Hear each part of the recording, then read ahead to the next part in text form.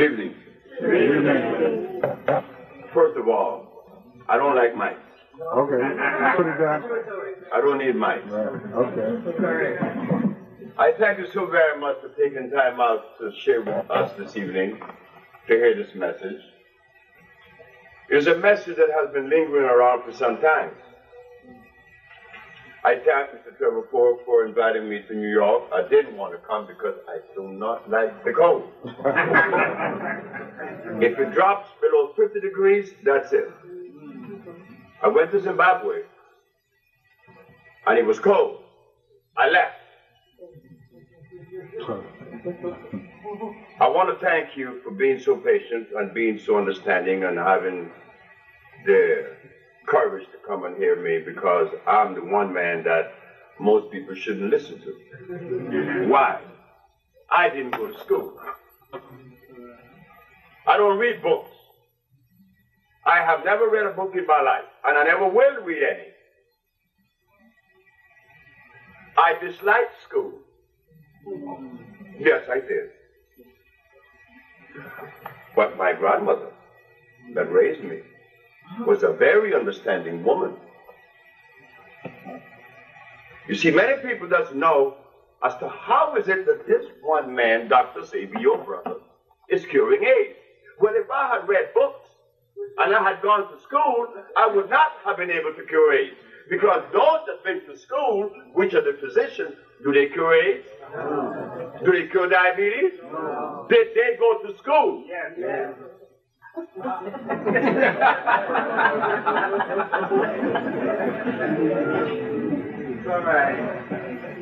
The Maya built empires. Did they go to school? No. So why is it that we always seem to put school in front? Why is it that we always seem to think that we need to read books to enhance our journey? Well, I didn't.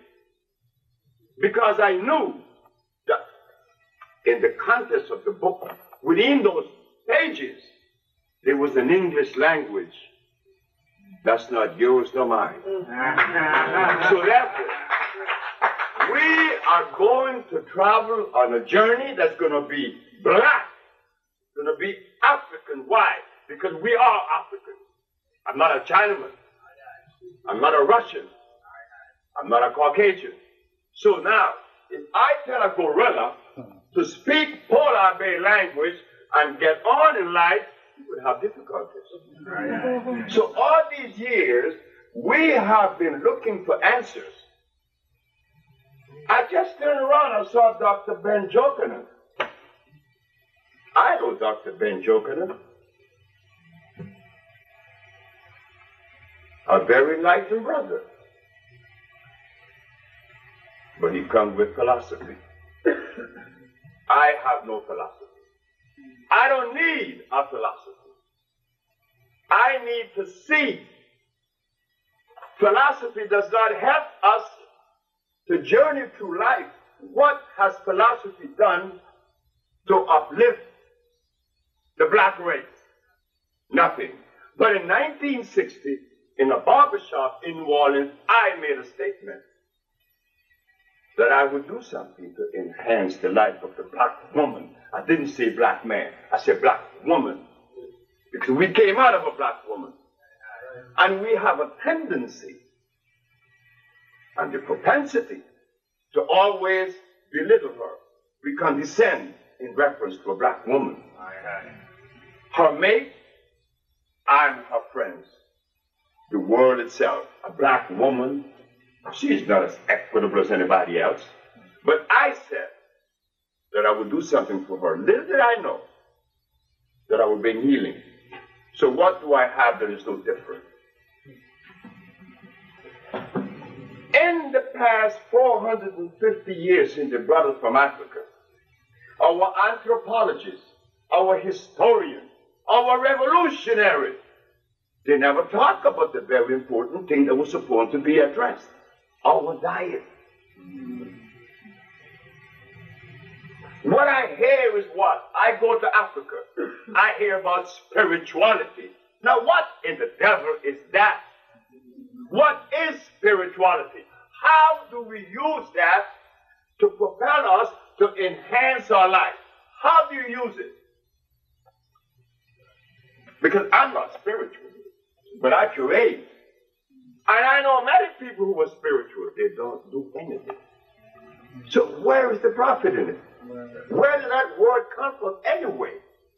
Do we know? But when I go to Africa, they take me to Oshobo, and they show me all these totems that they believe in, because we live in a world of belief. No, I don't live in a world of belief. Either I know or I don't know. Break it down. So now, in the last 450 years, the Western medicine has been prevailing. What do they say? When you are sick, you have a germ, a virus, or a bacteria, which is the cause of your manifestation of disease. That's what they say.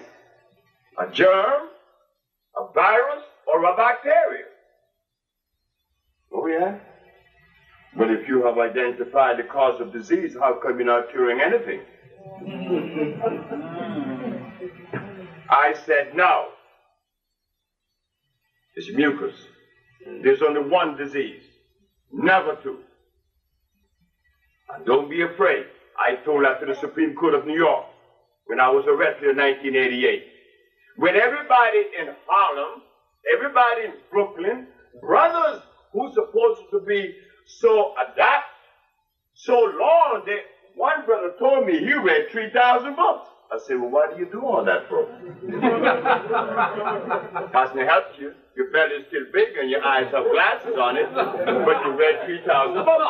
I didn't read any. I read my mama. My mama is the only person I listen to. My mama is the only person that I allow to tell me something I would listen. Now remember, I'm the boy that didn't go to school. So what did I learn outside of school? I learned that which is natural, that which is complementary, that did not come out of a book. So as I grew up with the freedom of a black man, because my grandma was in the Marcus Garvey, what they call it, the nursing brigade. That's right, the Black Cross. My grandma was in it. She told me something. You don't need nobody, and you don't need anything. And if the day comes that you have no money to buy clothes, you walk naked as God made you with the same pride and dignity. I said, well, now then, I could even go bare feet. Grandma said, yes. And there was a time in which I was 13 years of age that my grandma didn't have any money to buy me any Christmas shoes. You know what Rosita Brown said? That was the neighbor. I still remember them, Rosita Brown, and they was rude. When I came outside on Christmas Day, I done oiled my feet with coconut oil, and I'm going in the streets. And they said, ha, ha, ha, Fred don't have any Christmas shoes. I said, ha, ha, ha, Fred don't need any Christmas shoes. And do you know that 40, 50 years later, I saw Rosita Brown on the village I built in Honduras. And it was mango season. I had my pants rolled up. You know how we do it in the West Indies, right? I had my pants rolled up. And I'm sitting under the mango tree. And here comes Rosita Brown. I didn't know her. With my brother, with another girl. My brother said, do you know this woman? No. This is Rosita Brown. I said, oh, I remember you now. You said, ha, ha, ha, Fred don't have any Christmas shoes. And now you came 50 years later and found me without any shoes on. What difference does it make? It's what you have in your brain. That is what comes. What comes from you, not from somebody's book. And you're going to regurgitate that to me, then I'm looking at a pirate. What comes from you is what works, not what comes out of a book that somebody read to you and you read. You have to be careful. He was quoting Pushkin about occurrences. Tonight is an occurrence that is taking place that was supposed to occur, even though I didn't want to come to New York. But here we are, right? Right. This is the reality. I was a young man working at the age of 13 for my grandmother. I worked in a dairy farm until I was 14. I went to work in a commissary at 14. I worked until I was 20. I had to leave because I had that freedom to leave. I left, went to New Orleans, became a merchant seaman at 20, 1953. I joined Islam, the Muslim religion. I met Malcolm, I met Elijah, I met many people, very intelligent people. I met some very intelligent Christians too. You see, we have a tendency to pit one against the other. Either because you're Muslim, you're good, or you're Christian, you're bad, or vice versa. But I'm looking at black people. Some Muslims, some Christians. Well, how do we get to be that? I don't know. Because when we were home in Africa, we weren't none of that, isn't it? Okay. So I traveled the world. I became a steam engineer. I am a steam engineer. How did I get that without going to school and reading books? Well, you have to ask yourself the question. I was in a job training. I passed all the tests. After I went to Los Angeles in 1963, I decided to work for the county. As an engineer, you have to maintain the pH in the water at 7 or less, 6.9, which is slightly on the acid side. 7 is my nose, that's neutral. Anything above my nose this way, right, is 8, 9, 10, 14. Anything below is 6, 5, 4, 3, 2, 1. Anything on below 7 is acid. And anything you put in your mouth that is acid will eat you up. And anything you put in your mouth that is acid, God did not make. Like, for instance, wheat, rice, beans, cows, hogs, chicken. All that stuff is garbage. How I know that? Because at 30, I was impotent. My first wife left me because of impotence. Why was I impotent at 30, such a young age? You would say, a young man, 30 years of age, impotent? Don't be surprised. I just left Guinea. I saw men in Guinea, 19 years of age, impotent. But then when you look in his hand, he's eating cassava. How did an African happen to wind up with cassava in his mouth? I don't know. When cassava is not even African. Cassava is Portuguese. Like the Dutch made the carrot, the Portuguese made the cassava, the British made the beans. Now we are a slave to all of this. And by the time you get to my age, 70, you're wearing glasses. Your sex is bad. Your back is bad. Your sex is bad. Has to be sometimes sex is gone for 10 years. I've had brothers to come to me that the sex has been left 10 years ago. And I'm not saying that the brother is less than me, because I'm no more than you. I am you standing here. I'm your brother standing in front of you, telling you what came out of life, not what came out of Sebi. What came out of Sebi means absolutely nothing to you. It means to me. But what I bring to you is not what came out of Sebi. It's what came out of life itself. When God made things, or when creation came, you will never find a gorilla in Alaska, right? No. Nor coconuts in Canada.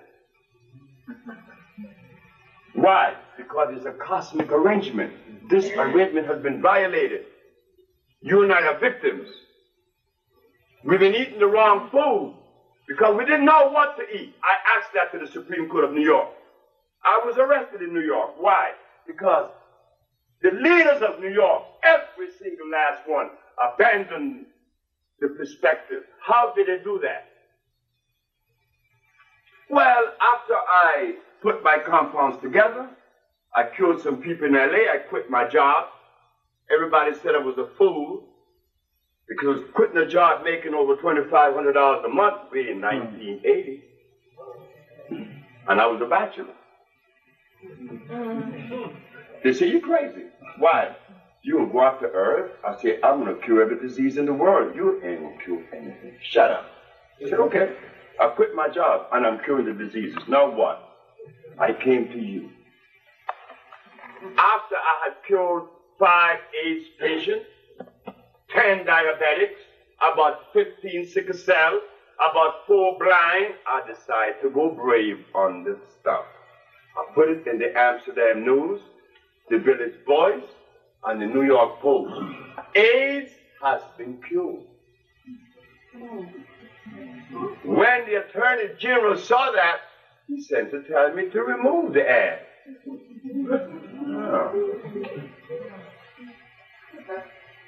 I sent back and asked the man, why should I remove the ad? He got very angry and sent me to the Consumer's Affairs to see another white man named Mr. Fitzgerald. He said, well, are you the author of this ad that claims that AIDS has been cured? I said, yes. I want you to remove it. He said, why should I always hear people telling me to do things and yet not giving me a reason?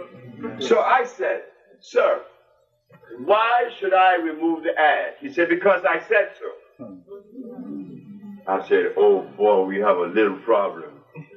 Small little problem, sir. He said, what is the problem? The problem is that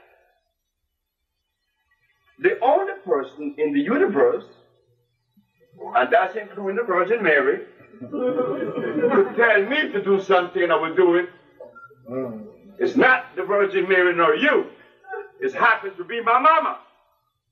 See, when my mama tells me to do something, I'm not going to question her. But if the Virgin Mary or you tell me to do something, I'm going to ask you why.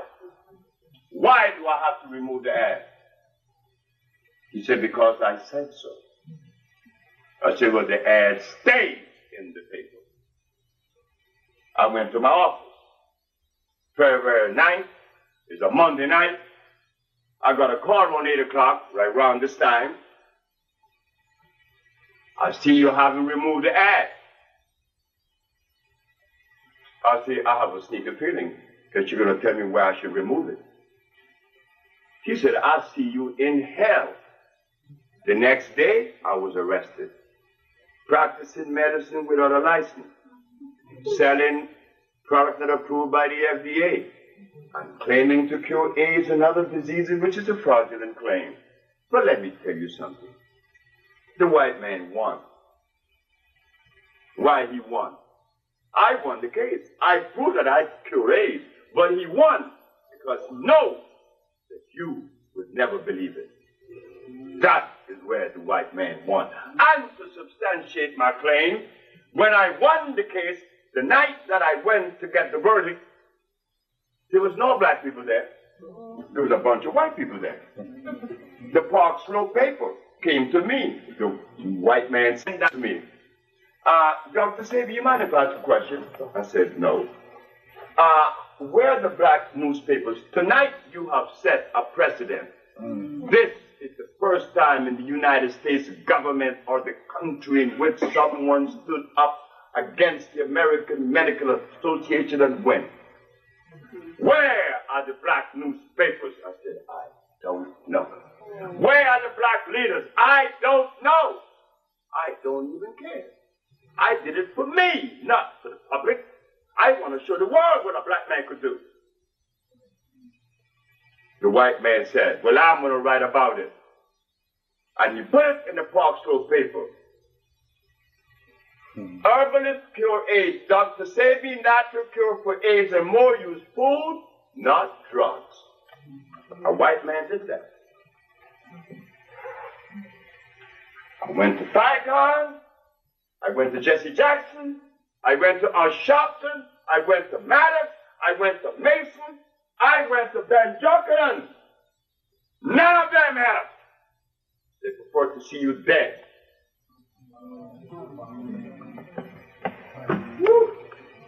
I'm going to travel across the continent because I said they have abandoned me in America. I went to Africa. I went to Sierra Leone. They looked at me like I was stupid. I went to Ghana. They didn't want to hear it. I went to Zimbabwe. No, I went to Tanzania. The ambassador looked at me and he talked a whole bunch of stuff. He went on to talk about spirituality and the ghosts and the spirits. I said, I want to go home. I went to Zimbabwe. I went to see Dr. Parinyatwa. I said, Dr. Parinyatwa, I don't want to be disappointed, but if I am disappointed, I would understand. He said, what do you have for Zimbabwe? I said, I cure AIDS. I cure diabetes. I cure sickle cell. I cure blindness. Here is the proof.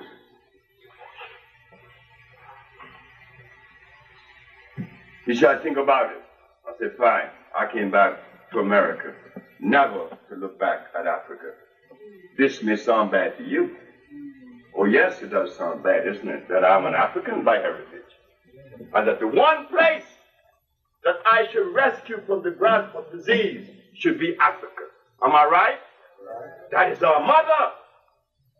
But when you go to Africa and you talk to an African leader, he look at you like you're stupid. How do you think I feel? I went to South Africa to see Mr. Mandela and the rest of them. The other day when I saw Mandela sitting there in his big chair, I thought I saw the biggest fool in the world. Why? Because he's lying. He's straight out lying. Why do I make such a blatant statement? Because I know I'm telling the truth. He's lying. Because I went to South Africa.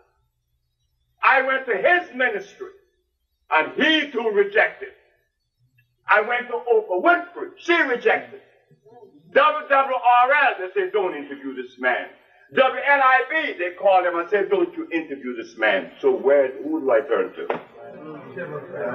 My mother told me, because my mother's still alive. She's 90, I'm 70. She's 20 years older than me. She had me when she was 20. She said, son, look, let me tell you something.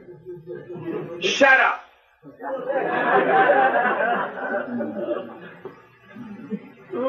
You told me 5 years ago that the black race has been drugged with glucose, and you want them to listen to you. You want black people to listen to you when they ate glucose and continue to do so. What is glucose? Glucose is a chemical that will change your thinking pattern. It intercepts and confounds the hypothalamus in your brain. That's what sugar does. That's what starch does. We see it in Africa. Right in Nigeria, you have Igbos, Hausa, and Yorubas. You think they get along?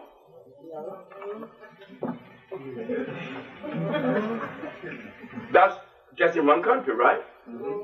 We're not going to talk about Susu and Fulani. They like to take each other's throats. Why is that? When we're brothers and sisters, something must have gone wrong, isn't it?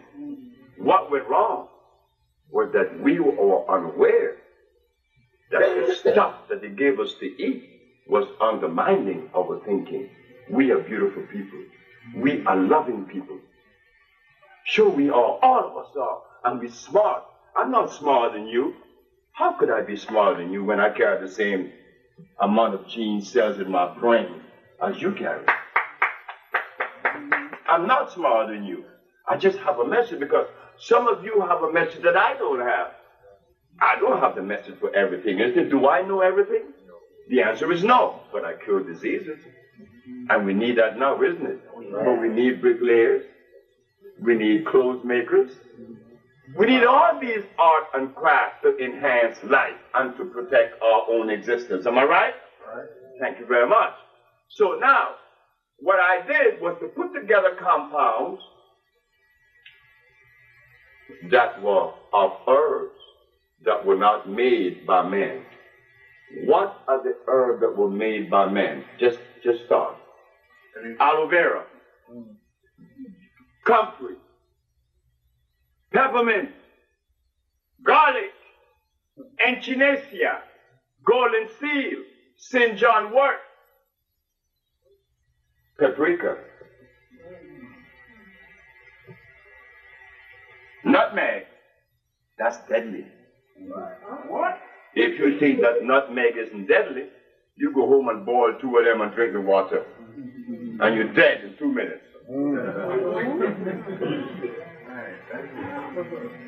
Nutmeg has arsenic. Nutmeg was made. Nutmeg is unnatural. God did not make nutmeg. Yet I could love my eggnog with nutmeg in it. But all of us, you think I don't know what you eat? I know what you eat, because I ate it too. Your boy, what is his name? Mr. Bill Crosby was on last night with Larry King. You know why he's talking the way he's talking? Because there's a young man who Bill Crosby grew up with. His name is Lee Weaver, who is also an actor in Hollywood. Lee hated me. Lee hated me. He hated me with a passion because his wife, that you may have seen on Room 222, she is the manager of my office in L.A., Tatanisha. Tatanisha came to me because she was a little overweight and she was feeling bad, wearing glasses, and her, instability with her menses, all that, right? Premenstrual syndrome and all that. She said, could I work part-time? I said, sure. But after she worked part-time, she liked it. She said, the job I had is running out, and I would like to work for you, Dr. Sebi. I said, well, that's fine. You got the job. Because she's good. Her husband said, you're stupid. You're working for that black man? He's not going to pay you. That nigga can pay you. You know how niggas are. He's not going to pay you. I said, Tata, how much would you like for me to pay you a month? She said, so much. I said, you got it. He still disbelieved his wife. He hated her because she's no longer a movie star. So, about 3 months ago, maybe 4 months ago, Lee is going to make a movie in Detroit.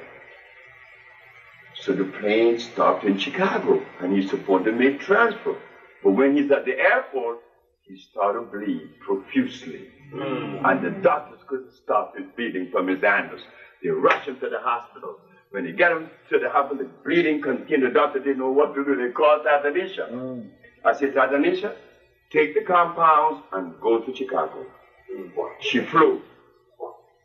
1 hour after she gave her the compound, the bleeding stopped. And the doctor said, what did you give her? I gave him Dr. Sebi's iron tonic. When Lee came back, there's nobody he loved more than me. He bought me. But the reason why Lee took the position of disliking me, it wasn't that he hated me. Black people doesn't hate. We love the very white man that burned us. We fight for him. We know we love him too. That's in us. We love. So Lee didn't hate me, but the food that he'd been eating was undermining his thinking. And now he bought me an apple cap, and he takes me around L.A. He said, I'm going to see Bill, and I'm going to mention your name to him. And he did. In fact, he's with Bill right now. I'm going to see Lee Weaver on Monday in Miami. And he's going to tell me what's going to happen between me and Bill. Because Eddie Murphy's trying to help me. He's trying to make a movie of my life because I helped his mother and many of his family. What I want to say is this, though, is that what I did was to find out that the one thing that the physicians were making, the mistake that they were making, they didn't address genetics. what is genetically consistent with a group, not so with another. Like I said, gorillas do not eat polar bear food. So how come we eat everybody's food? We eat Chinaman food, we eat European food, we eat everybody's food, but when I asked the Supreme Court, when you remove the African from Africa, did you bring his food with him? The judge said no. Well, when the judge said no, that they didn't bring our food with us, what does that open up for us to do? What privilege did we gain right then at that moment? No, when I asked the question, did you bring our food with us when you remove us from Africa? He said no.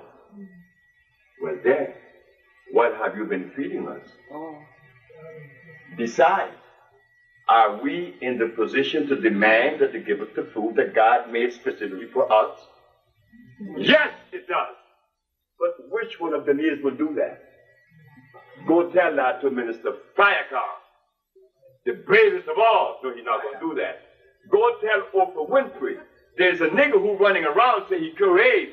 Put him on your screen. She's not going to do that. WWRL kicked me off. So, what is happening? Is it that our leaders supposed to, no, not leaders, but supposed to be leaders, are they really helping? No. The black man has always clinged to the laws of life, not philosophy. Philosophy has no place in life. It's like the little girl. I was taken to give a speech here in Camden Hall, not Camden Hall, on 138th Convent, which is City College, here in New York. The day that was guiding me to do this talk, this speech, there's a little girl and a little boy sitting in the back, who is the children of the man that's driving. Son Nieves. He's married to a Puerto Rican woman. Had these two children. The little girl is behind me, the little boy is sitting behind him. The little boy asked me, Dr. Sebi, what are you going to talk about today? I said, I don't know. He said, we want you to talk about the soul, the mind, and the spirit. The little girl is 12 years old. She said, no, don't talk about that. I said, why, Taina? Because when you talk about reality. Soul, mind, and spirit comes out of the imagination. That's not reality. I said, Jesus Christ. What did you say? A 12 years old little girl said that. So when you ask a grown-up, where is your mind? They go like this. But when you open that skull, you see no mind, you see a brain. So I asked one day, what is the mind? Everybody go like this. But then, there's a contradiction, right? They brought me a crazy woman from Mexico. Insane. Where someone is insane, where is the mind? You and I said, she have lost her mind. I said, wow, this mind thing really stretches out. I said, now, if she lost her mind, where did the mind go? So when the crazy woman was brought to me by her son, she was completely crazy. I went to her intestines. A week later, she came up the steps. I was living on Pearl Street in L.A. She said, you think I don't remember you? I said, I don't know. She said, well, I remember you. You were bare feet. Now you have shoes on. Because I'm always bare feet. Tonight because it's cold. But she said, you know, I remember you well. You know why I took your remedy? Because my son had taken me to many healers and spiritualists, people who read cards and stuff. Shamans. I don't know what shamans are for, but we have shamans too. Whatever they're about. But you said, when I was going down the steps, you said, when my son asked you, are you going to help my mother? I said, I'll try. And she said, that was encouraging to me. You didn't say anything more than that, and I appreciated that. I'm no longer crazy after 11 years of insanity. What caused insanity?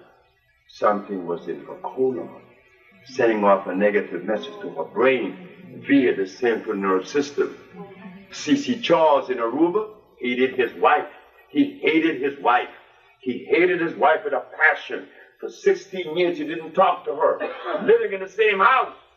What was wrong with C.C. Charles? When I removed the stuff from his colon, he told me, you see that woman? There's a woman living in the hallway down the way. Go tell her I love her.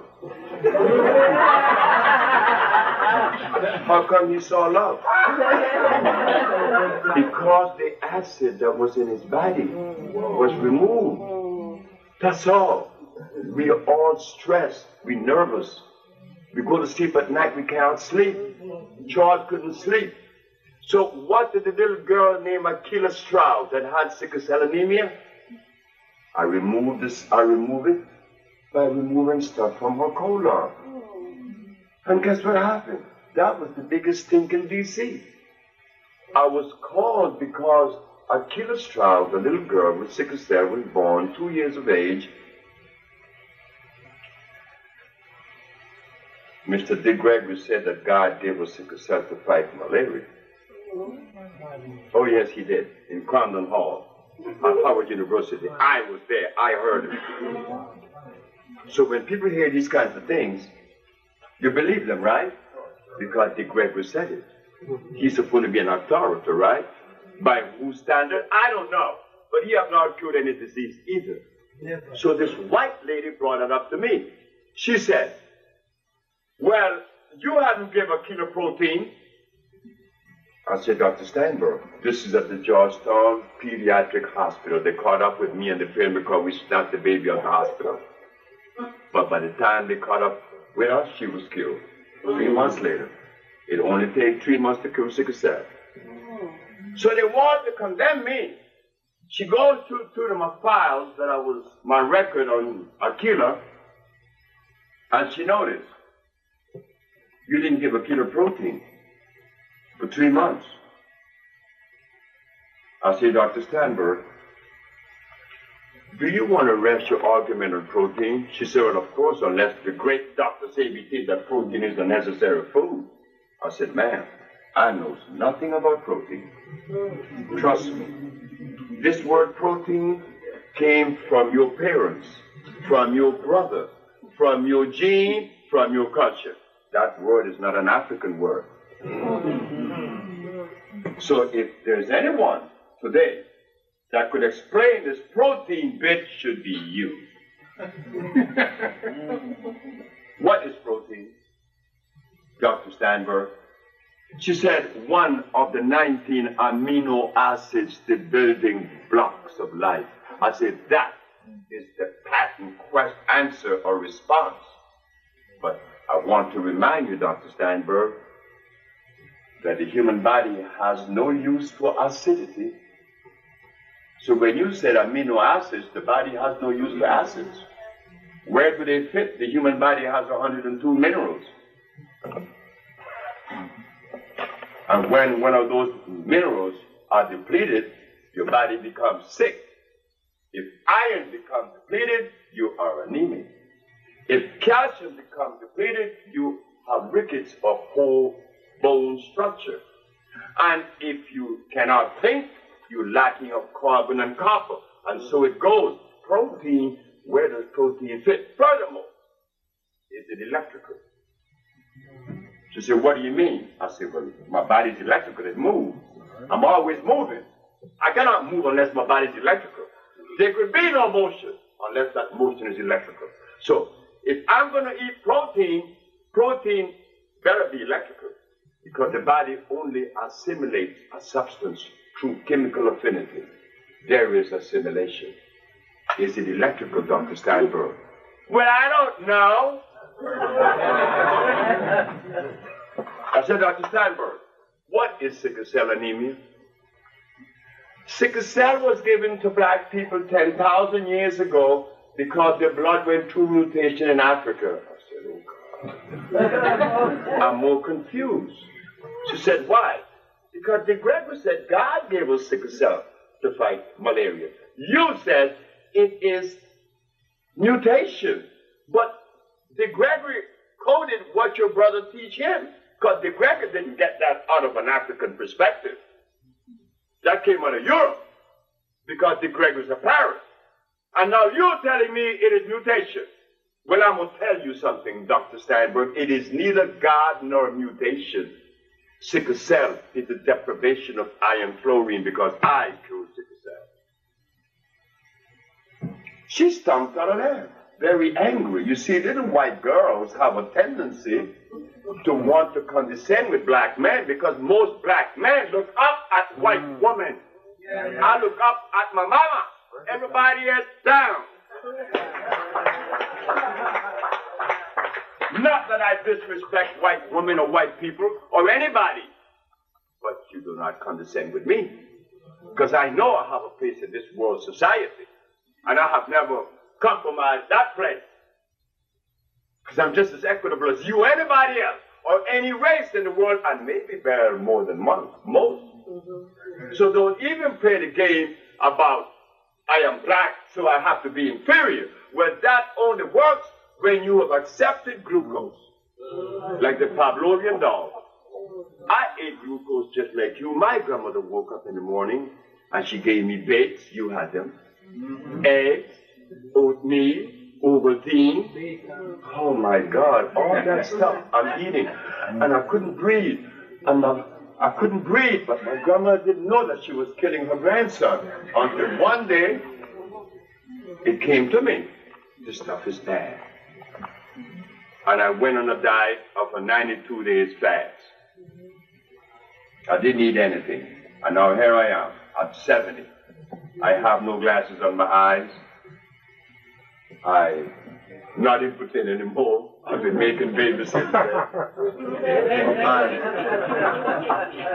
I don't have any of the things that normally would be said us at 70. You know, 70 years of age, you got to watch it. Because your back going to go out. Your eyes been out because they asked me. I went to get my driver's license. So they said, read these letters. So I read the letters. Read these letters. I read the letters. And the smaller ones. So they said, do you have contact lenses on? I said, no, I do not wear contact. Do you drive at night? Of course I drive at night. I drive all the way from California here non-stop. I drove from New York to Honduras non-stop. Night and day. We all could do it. If we stop eating the garbage. I know that when you go home, you're not going to stop tomorrow. Because I didn't either. The only reason why I jumped on the fast right quick was because my penis wasn't getting hard. When a young man, you see, if you have diabetes, you'll violate. Or if one eye or one arm are going bad, but when your penis ain't getting hard, you're going to do everything that's necessary to bring it back. So when the man said, you want your sex back? I said, what you mean do I want it back? He said, stop eating. I said, for how long? 90 days. And if you believe that this is a lie, there is somebody in this audience, and I know that to be a fact. There is someone in this audience that is impotent, and they're going to try it.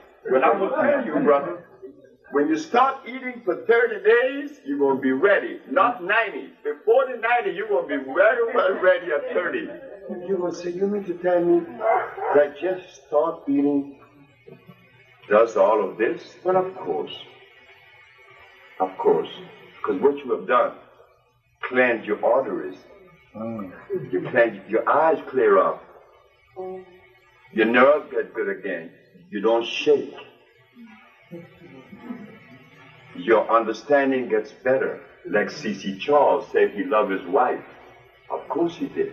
Because I had removed his diabetes, I removed his poor circulation, I removed his high blood pressure. The boy is relaxed and he realized that he loved his wife. And when she came out the door and said, "You said what?" "I love you. I always love you." And he's crying now because he's paying back for what he did, but he wasn't guilty like you are guilty. Sometimes didn't you find yourself angry with your wife? And then you say, "I wonder why did I take it so far?" And sometimes she, on the other hand, makes us a little bit angry, right? But the only reason why she goes through her little mood swings is there again. She's going through menopause. When it gets cold outside, it's hot with her. She want to open the window on you, say, "Hey, girl, what's wrong with you? It's cold." But she doesn't feel that because her body is out of balance. What brought it out of balance? The mucous membrane has been compromised. Every time we eat the food that God did not make, you will find yourself in trouble. Men like women. Anger, stress. So what I did, I perfected the compounds to remove the one disease that manifests in a million different ways. If the mucus is broken in the head, it's insanity, it's paranoia, it's schizophrenia. But if the mucous membrane has been compromised in the bronchial tubes, it's bronchitis. If the mucus is in the nasal passage, it's sinusitis. So it goes. Removing the mucus, you remove all disease. It is as simple as that. Dr. Sebi is not a scientist. He's not a doctor. He's a plumber.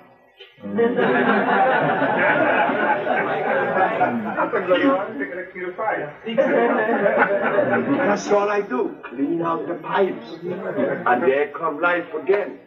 There's a young man in this city named Dockwell, Errol Dockwell. Anybody here know Errol? He makes these, they're posters. He's an artist. Errol came to me, he's from St. Vincent. Errol came and he said,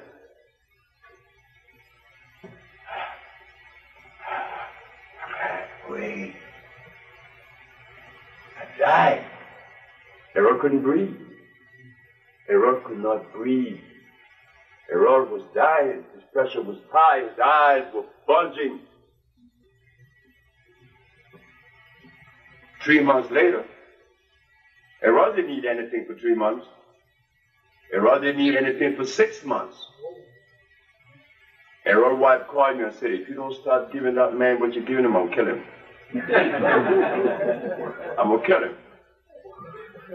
She was complaining about his impotence. Now she's complaining he's having sex with everybody in the neighborhood. Errol made one mistake, though. After 6 months of not eating, Errol went to St. Vincent. And when he got to St. Vincent, the one person in your life that could always poison you and you have no defense against her happens to be your mama. So when Errol went home to St. Vincent and his mother was cooking the chicken and dumplings and this rice and pea and this fried plantain, Errol passed the kitchen. He swore up and down he would never submit to it. But as he passed and that stuff went by his nose, he stopped. He said, "Oh my God, am I going to submit to this thing just once?" And he put the stuff in his mouth and he hit the bed. 4 hours later, for 6 months. You don't cheat life. After he cleansed his intestines and you put that stuff in there, it's going to react violently. So I tell you now, you and I a part of a perspective that yes, we cure AIDS. If I was a Russian in Russia curing AIDS, you would say the Russian people are curing AIDS. If I was a Chinaman in China curing AIDS, you would say the Chinese people are curing AIDS.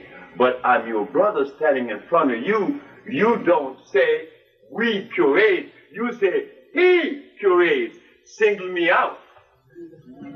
Isn't that what's happening? Because we got proof. We do these things. So now, I'm telling you tonight that we need not suffer with disease anymore. Africa, I feel sorry for Africa. Because I found out that there isn't one African country. I'm going to repeat. And you could take this abroad and say, Dr. Sebi said this, because I'm going to repeat it.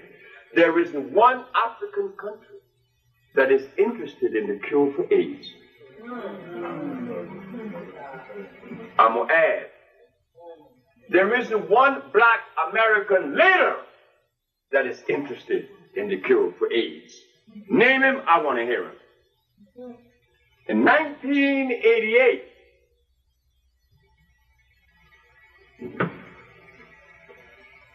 something happened in this country among the elite leaders and the religious leaders. Some Japanese came to America and they got a compound known as AZT. And the other one is interferon. And they coupled them together. And what did they make with that? Come on. No, come on. Interferon and AZT is the compound that produces Kimron. They told you and I that Kimron was from Kenya. No, that's not the truth. Whoever said that was telling a lie. Because I was interviewed by Kojonami in D.C. and they sent a young man from Kenya to defend Kimron. And I didn't know all of this back thing with Kimron. I didn't know the history of Kimron until Kojo brought it out. Kimron is not even African. It was compounded in Japan with chemicals made in the United States, taken to Africa, and told you it was African. And we believed it. But did they support it? The Christian church supported it. The Muslim church supported it. But we who have proof that we cure AIDS, did they support that? Well, aren't we in a better position than they are? Aren't we in the position to ask them how come he didn't support Dr. Sebi? And he come with the medicine of our fathers. What are they going to say? What is Oprah Winfrey going to say when she's told that there's a man curing AIDS and could show her proof? What is she going to say? But she interviewed homosexuals. She interviewed thieves. She interviewed a whole bunch of folks. But she will never interview Dr. Sebi that cure AIDS. That means absolutely nothing. Yet, AIDS is the disease of the century. And if there's a cure, you would think that that would be embraced. Am I right? Right. Well, why not? So if you and I come together, it doesn't matter if the leaders doesn't support it, right?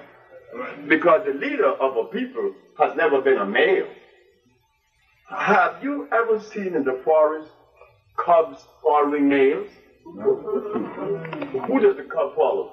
Well, how come we have male leaders?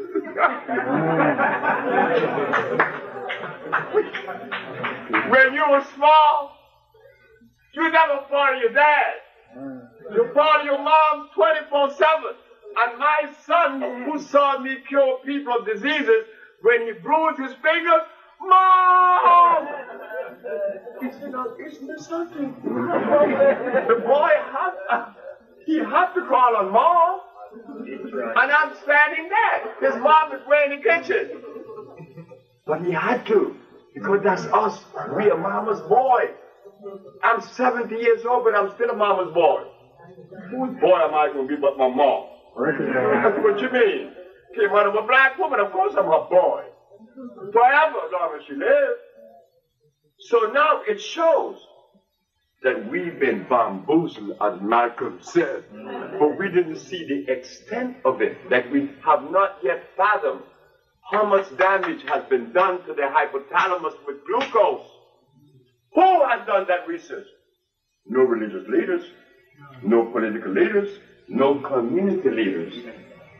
They haven't done that. So you and I continue to run into these stone walls and not understanding why. Haitians? Hey, you Haitian, just talk about some Jamaican. Don't talk about no Jamaican to me. Hey, you Jamaican, just talk about some Haitian. Look, tell me, look, we're just a man. I'm no Haitian, okay? But when I look at both faces, they look alike. And to confound me, my grandparents are from Jamaica and from Croix-des-Bouquets, La Plaine, Haiti. So I got Haitian in me, and I got Jamaican in me. What, there's a war in me? No, there's harmony in me. Because I know that both are brothers. But the acid that we've been eating, that glucose, is undermining our thinking. It is making us so stressed that there's problem with Jamaicans and Trinidadians and Haitians and Africans, like I said, right in Nigeria, there's problems. And it has not been addressed properly. Enough is enough. The fact of the matter is, we have been fed the wrong food, as Messenger Elijah Muhammad said.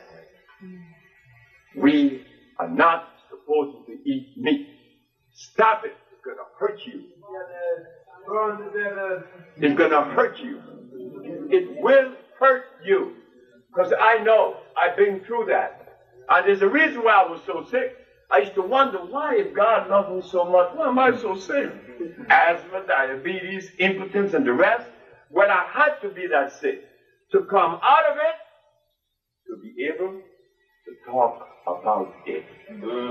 If I had not traveled the journey, how would I be able to take you on the journey? I had to travel through it. It's no mystery. It's not spiritual. No, none of that. It's natural.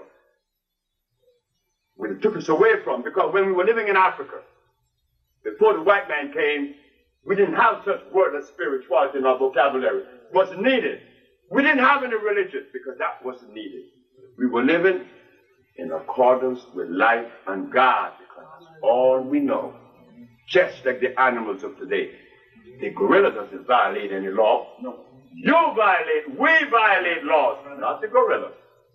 We live by the laws of life. Now, for us to go back to that law is a little bit tedious, but we have an herb. Let me make you all aware of something. I just came back from Zimbabwe, right?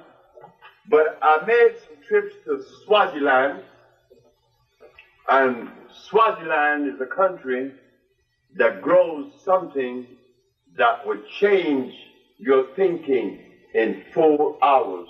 Where you used to be 400 years ago, you will go back in a matter of 4 hours. Miracle. It's not a miracle, but it acts like a miracle. Your brother's right. It is an herb that when you take it, it takes you back to your childhood. And you begin to see yourself and your activity and all those things that you experience in life. But sometimes we get to the age of 40 and we say things like this. You know, I had some bad experiences. You had what? You had bad experience? Well, how come you're alive?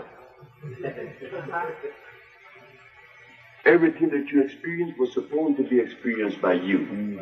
If you were not supposed to experience what you experienced, how come you experience it?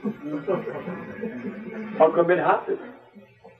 It was supposed to happen. But these herbs, upon eating them, they will take you back home. And when you come out of it, I had a little A lady was bipolar. Her mother said, in Miami,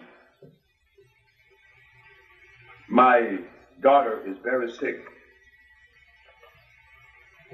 She throws things around. She cannot keep a job. She cannot sleep. Crazy people cannot sleep because it takes oxygen for someone to sleep.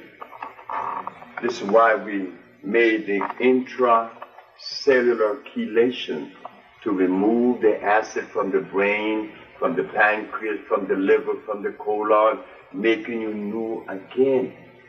When oxygen fails to reach the brain, you cannot sleep. Sometimes I know people that were insane for 10 years, and for 10 years they did not close their eyes. But as soon as you give them a company that is compatible, that is complementary, that is godly, they begin to sleep and they love you. Simple as that. We are going to clean the body out to see the things that we need to see. You will never get them out of a book. Because if they were in a book, then I wouldn't be standing here, right? That's right. And when I was arrested in 1987, Dr. Victor Herbert, who is head of the Veteran Administration right here in New York, they called him, hey, we got a nigger here who's talking some stuff. We want you to counteract that because we know you bad. They brought him. They brought Dr. Banano from Memorial Hospital in Boston. We want you. They went all the way to Minnesota and got Dr. Christopher. I have 3 doctors in the Supreme Court against me. And when they read their accomplishments and their degrees and their school, it took a half an hour for each one.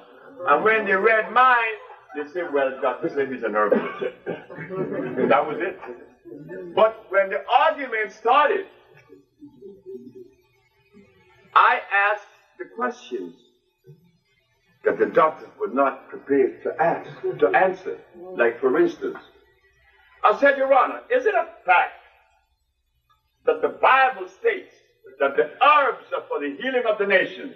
In the book of Genesis, in the book of Ezekiel, in the book of Revelation, in the book of Exodus. The judge said, yes. I said, well, if the Bible states that the herbs are for the healing of the nation, then it's not coming from God. The judge said, yes. Well, why am I being arrested? I use herbs. The physician used chemicals. They are not being arrested. So, am I the violator? But, Your Honor, if by chance we disregard God and say go to hell, then we have Hippocrates. 365 years before Christ was born, he was curing every disease known to man. Hippocrates was curing long before Christ was even born. What did he use? Herbs. I said, but if we disregard God and Hippocrates, we go to Jesus. Didn't Jesus ask, why is the daughter of Jerusalem sick? Is there no balm in Gilead? The balm of Gilead is one of the best herbs in the world. That's the herb I use.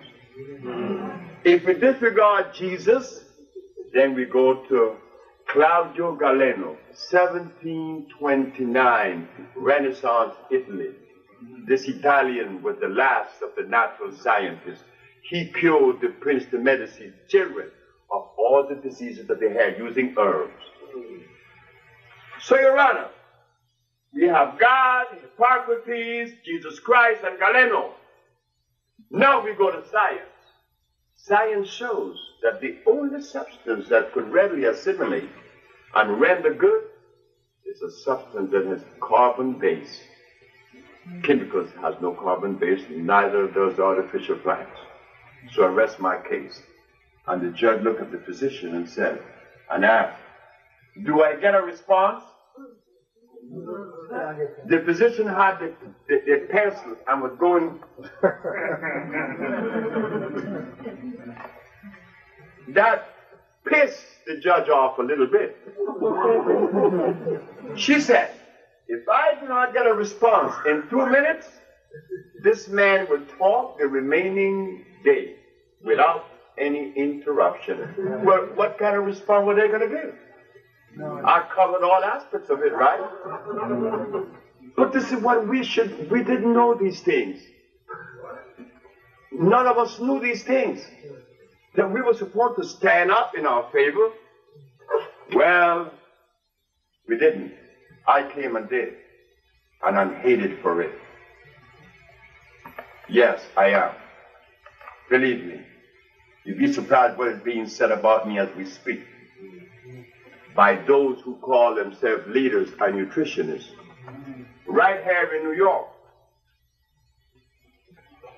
A group of women, these women always get me in trouble.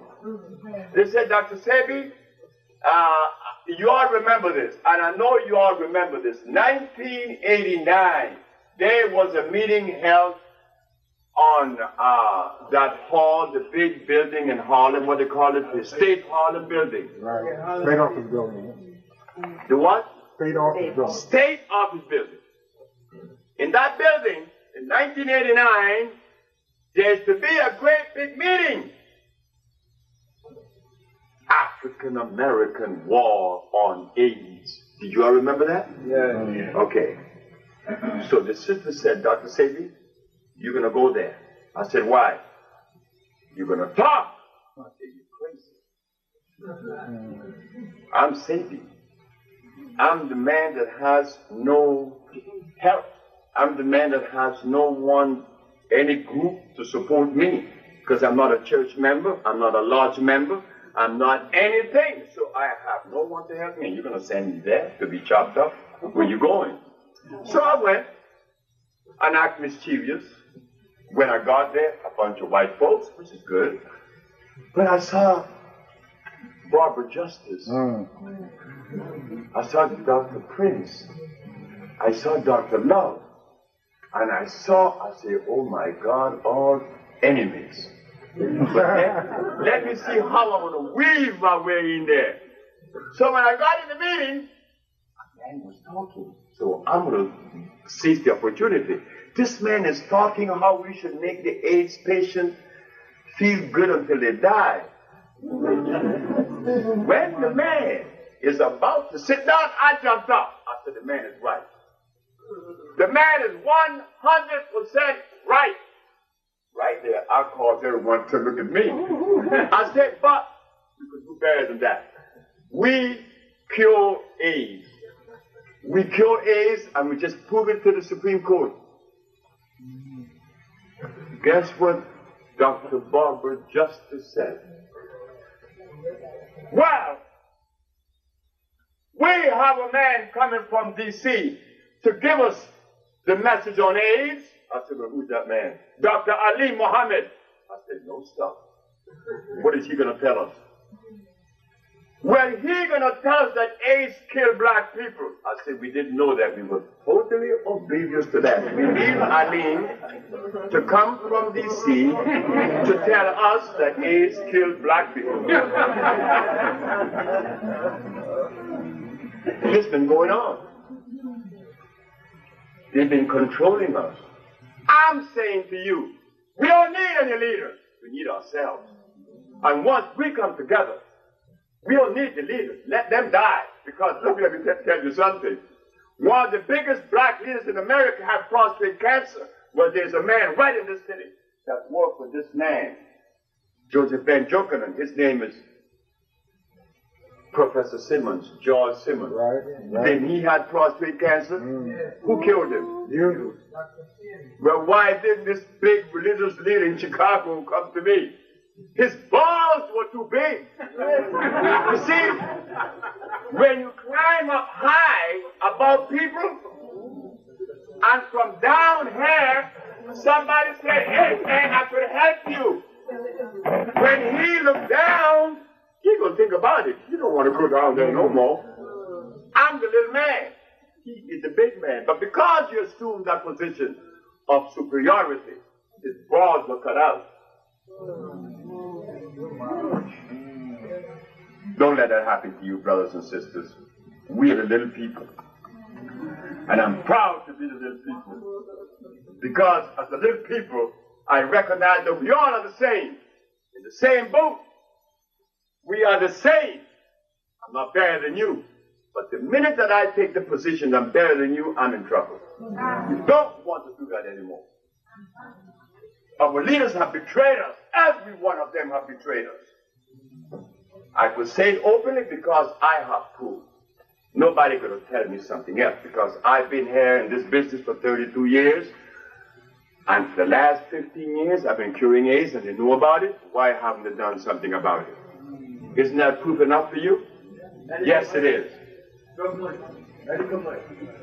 Now, I'm saying, with this man's help, we could form a family. Because the one thing we West Indians have is that family orientation, that love for each other, that was removed from America. This is why I don't blame the leaders either. Because their experience is not ours. It's a difference. It's a big difference. Not that we are better than our brothers in America. No, we're not. But they experience something different. And in that difference, a lot of ugly things is taking place now. Because there's no reason why they should negate me, and I'm curing diseases. Could we ask one of them what is the reason? I would like to hear that. But let me give you all something like a barometer. I was in Atlanta, Georgia. There's a big church in Atlanta, Georgia, Stone Mountain. There's a round church. Big, huge, thousands of people. Boy, these people could get audiences of thousands of people. Big church. So a woman came from the church. She had breast cancer. She was cured. Another one came. She had diabetes. She was cured. Another one came, had ulcers. She was cured. Guess what they did? They make the biggest mistake. They goes and tell the Reverend Mother. Reverend Mother, there's a man kind of crazy, his name is Sebi, but he cured us of these diseases, so we want him to speak at the church. What is his name? Dr. Sebi. But at that time, I didn't have pictures of me on any of my pamphlets. It was only Dr. Sebi. But when a black person in America see the word Sebi, they associate it with Malaysia, India, Pakistan, not with a nigger. I said, she said, what? She said, for you to come to church on Sunday. And that she's going to let you say a few words and she's going to let you talk the following Sunday. I say, what's her name? Gail Kaufman, Atlanta, Georgia, Channel 13 right now. She worked for Channel 13. She said to me, why are you so pessimistic? I said, look, girl, let me tell you something. I'm not an optimist, nor a pessimist. I'm a realist. Because optimism disappoints you sometimes, and so is pessimism. No, I'm a realist. She's not going to let me talk, just like the big man in Chicago. She said, what I see about that.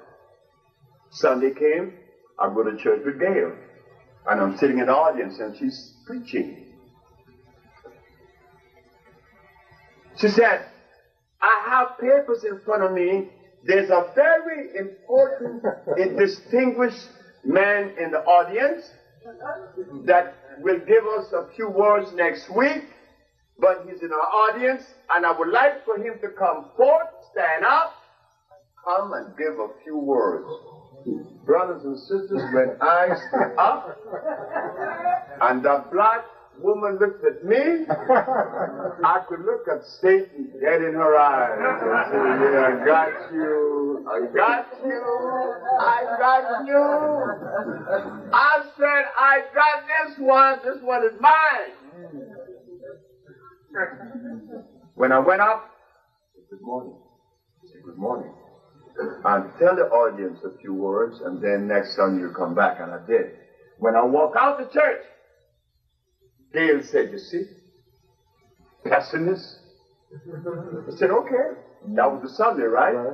I didn't go back to L.A. I went to Miami to be close.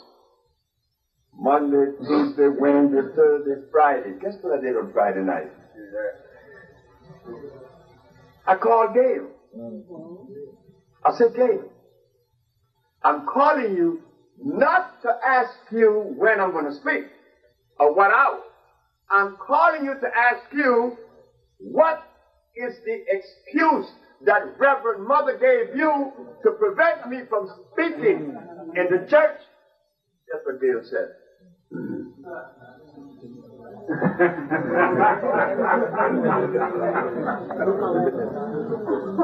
My feet were too dirty. That's what Reverend Mother said. My feet was too dirty. Do you know that if I was the Reverend and someone come with a message of healing and their feet was dirty, what did you say, brother? Brother, I would get the biggest going to church.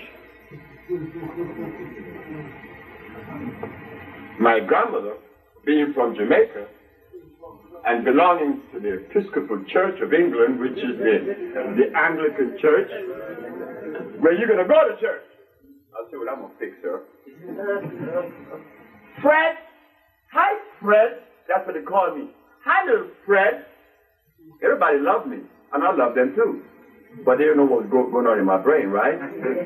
So this man put this robe on me and put this thing in front of my hand to collect Easter Sunday. I'm collecting all this money. I said, no, why are they putting all this money in this tray? Is it that they're buying their way into heaven with some money?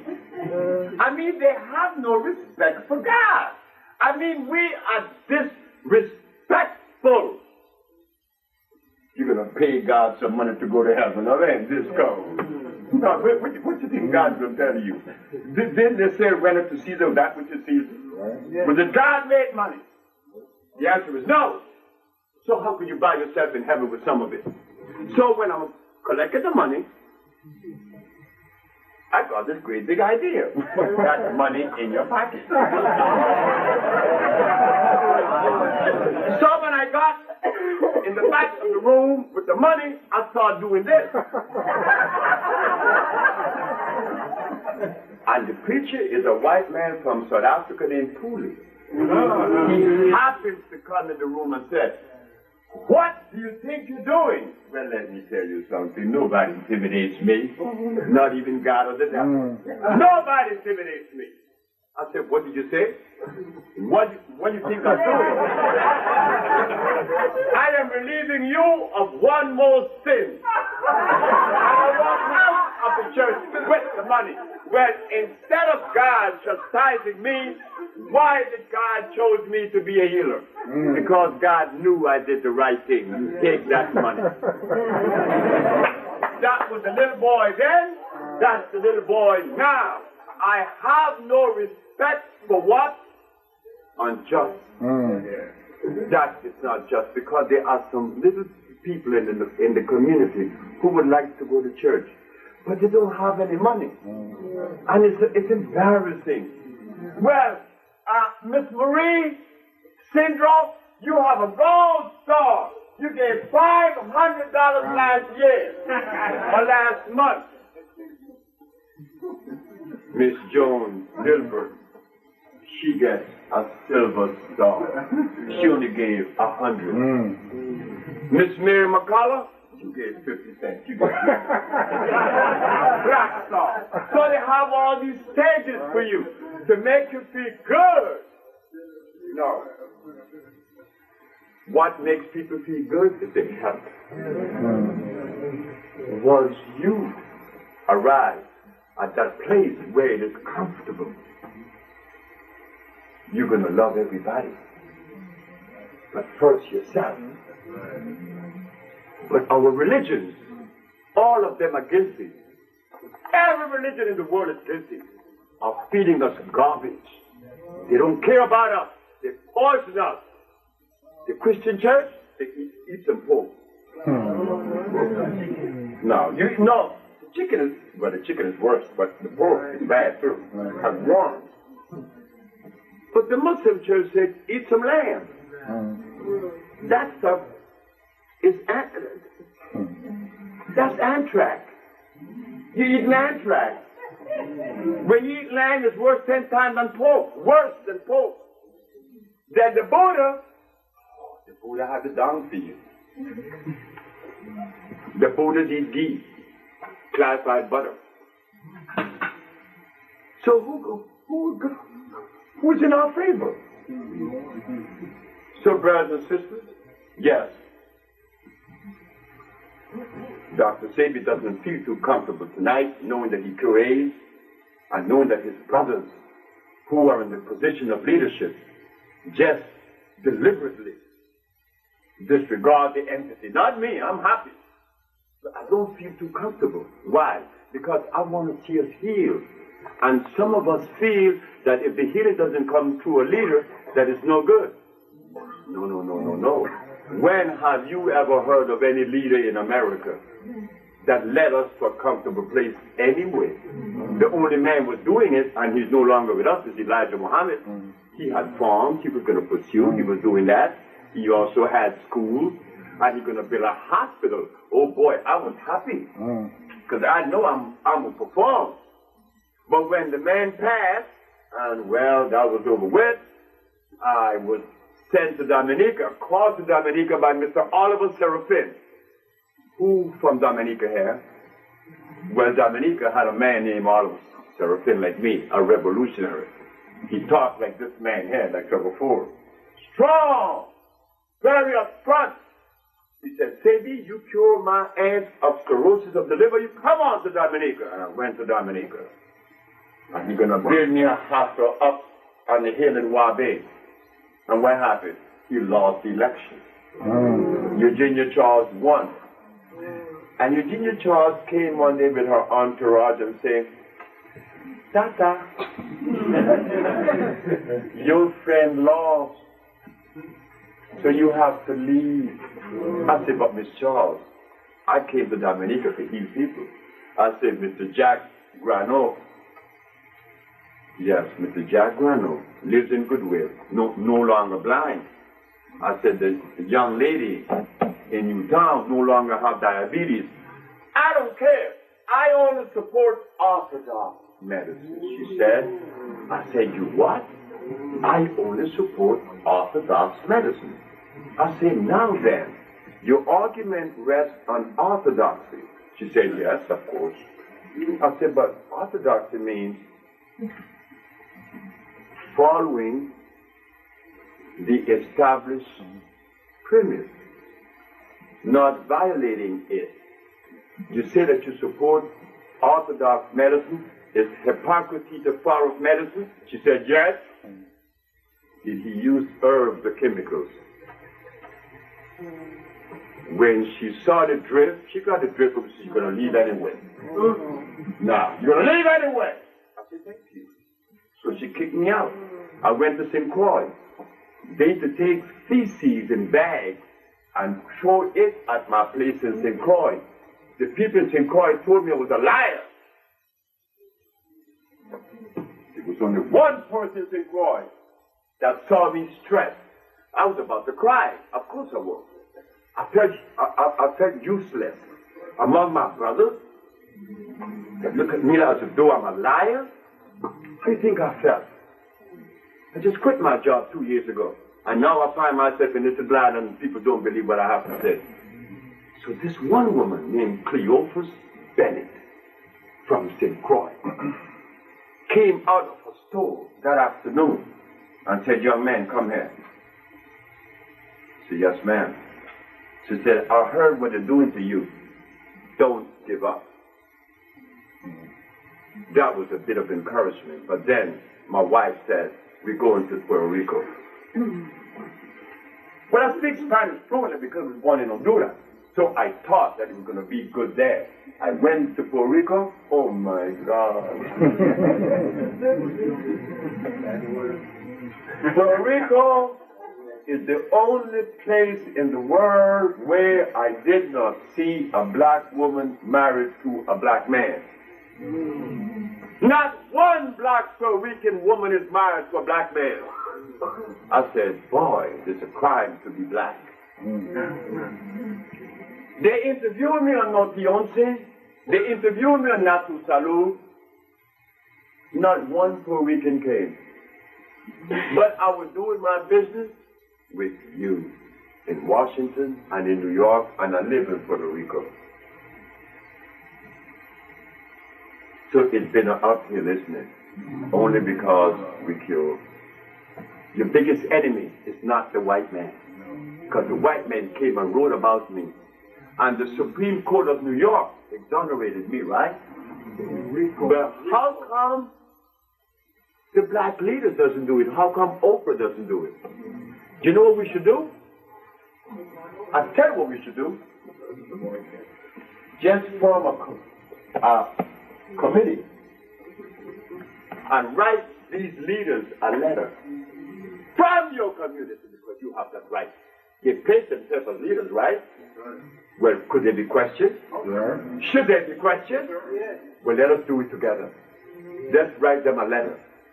We're going to form a family because we need to heal each other. And I'm going to see that we are healed.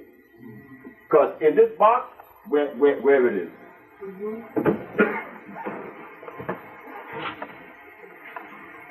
We have a product. I said to my friend Timothy, he's a barber.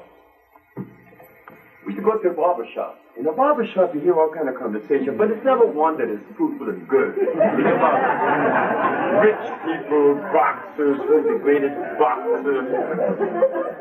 My son told me, you're in the wrong business. I said, why? Because you heal people. You need to break ribs to get millions. Like Muhammad Ali. He busts people's ribs and he's famous. The other one, the brother, Tyson, he busts your ribs too. He gets millions. And hey, you come curing ribs. And they don't even recognize you. So what I said, I told Timothy,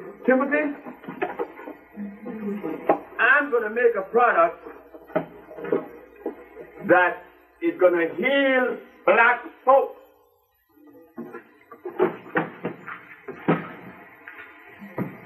And I'm not going to charge what they charge me. When I went to my healer, he charged me $2,000. 1963. Cuernavaca, Mexico. Alfredo Cortez said, I guarantee that you will no longer have diabetes. And that's 40 years ago, isn't it? Who cured diabetes today? There aren't any institute in the world that cured diabetes. He cured me 40 years ago. And now I'm curing diabetes. And nobody hear about that either. I told Timothy, I'm going to make a product that's going to sell for no more than $80. And going to cure everything that you could possibly think of. I brought it down to this for only $50. This is the Viento. This is a product that I tried it first on my mama. I want to hear what she has to say because my mom is always criticizing me. She said, well, finally, you did something that really worked. She said it worked. Pain, bowels, energy, sex, eyes. It's right here. This is my latest compound. I have condensed all of my products for one. The Viento. I take it every day. In fact, I took some yesterday because I know it was coming. I didn't sleep last night. I haven't slept all day. This man had me up all day, and I only took 2 of these. and I still have energy. This is not a vitamin. Vitamin has no place in human life because vitamins are dead. They are non-electrical. This is electrical. This is considered by the Supreme Court as natural vegetation cell food. Natural vegetation cell food is electrical. Everything that God makes is electrical. Anything man-made, not so.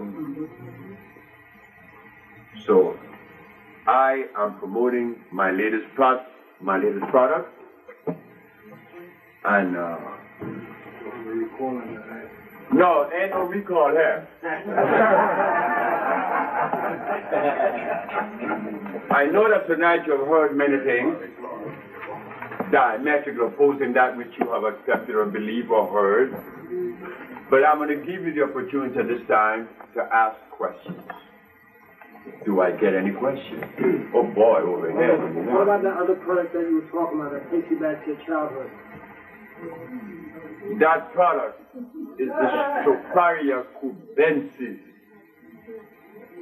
That is a product that the people in Africa ate.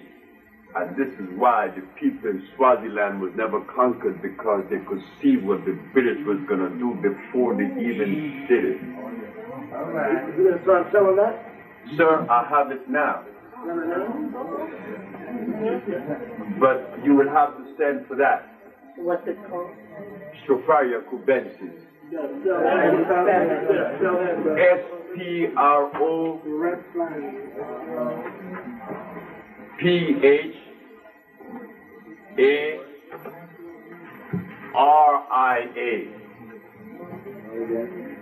Stropharia cubensis.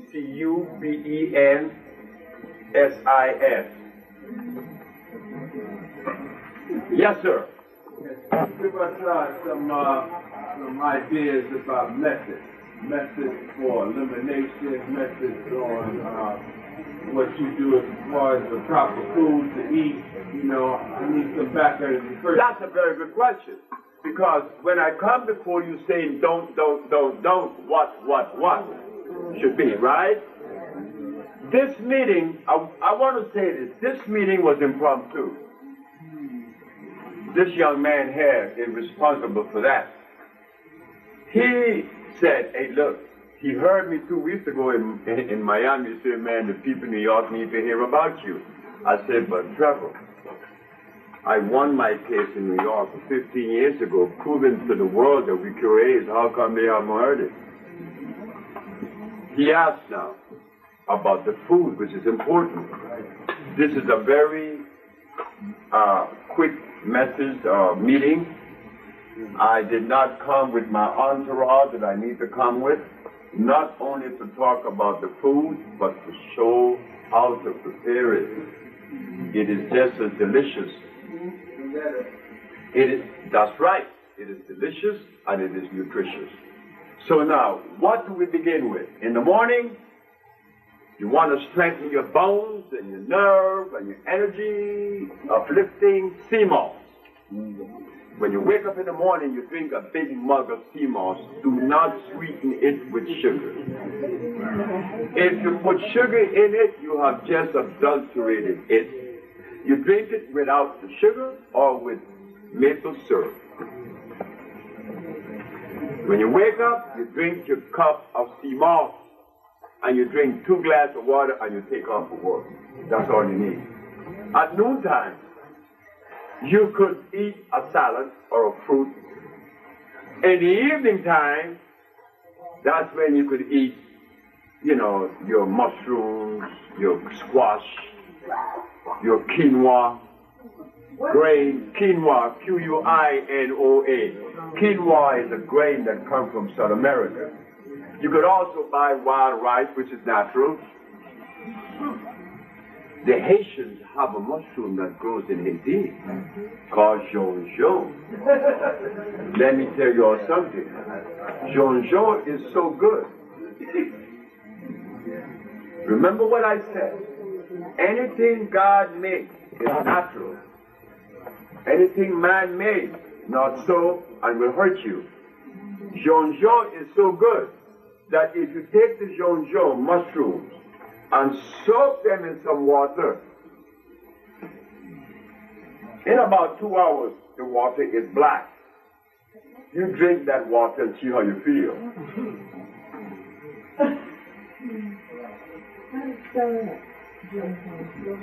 J-U-N-J-U. He knows. He may be from Quadribuque himself. No, I was further. So I had it from some secret friend. Oh, yeah?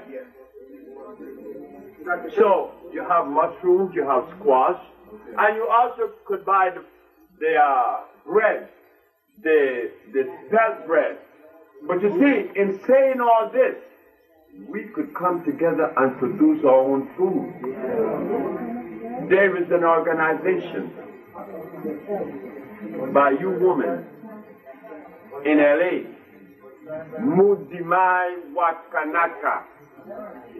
Mudimai Wakanaka translated is the good woman.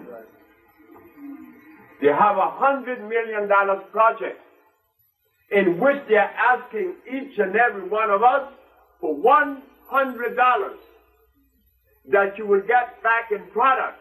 But if you give $100 and every one of us give $100, and there are 40 million of us, do you know how many million that is? But they're only asking for 1 million to give $100. That's $100 million. $100 million. We're going to buy farms in South America, and we're going to grow the quinoa. We're going to buy boats. We're going to build our own holistic village, and we're going to provide ourselves for everything that we need. It only costs $100 that you will receive in increments with products. Now that you've given up something but nothing. But if we all give up $100, like we're going to spend that on Christmas, we will have $100 million tomorrow. Remember when Aristide was running for, when he asked the Americans for money and they didn't give it to him? And in one weekend, because I'm also partly Haitian, I gave $500. And in one weekend, how much did we collect for Aristide? $10 million. Black America can't do that. No, they can't. Black America does not have that kind of cohesiveness among themselves. Black America has the entrepreneur and they have the mechanic of life. Yes, they do. All the mechanical thing that came in America is come out of the black brain. But when it comes to this unity stuff, the white man makes sure. When Garvey came here, Garvey showed Black America what he could do. As a West Indian, he had ships on the ocean in less than 4 years. Not only that, the white man took an American black man to turn against Garvey. W.E.B. Du Bois.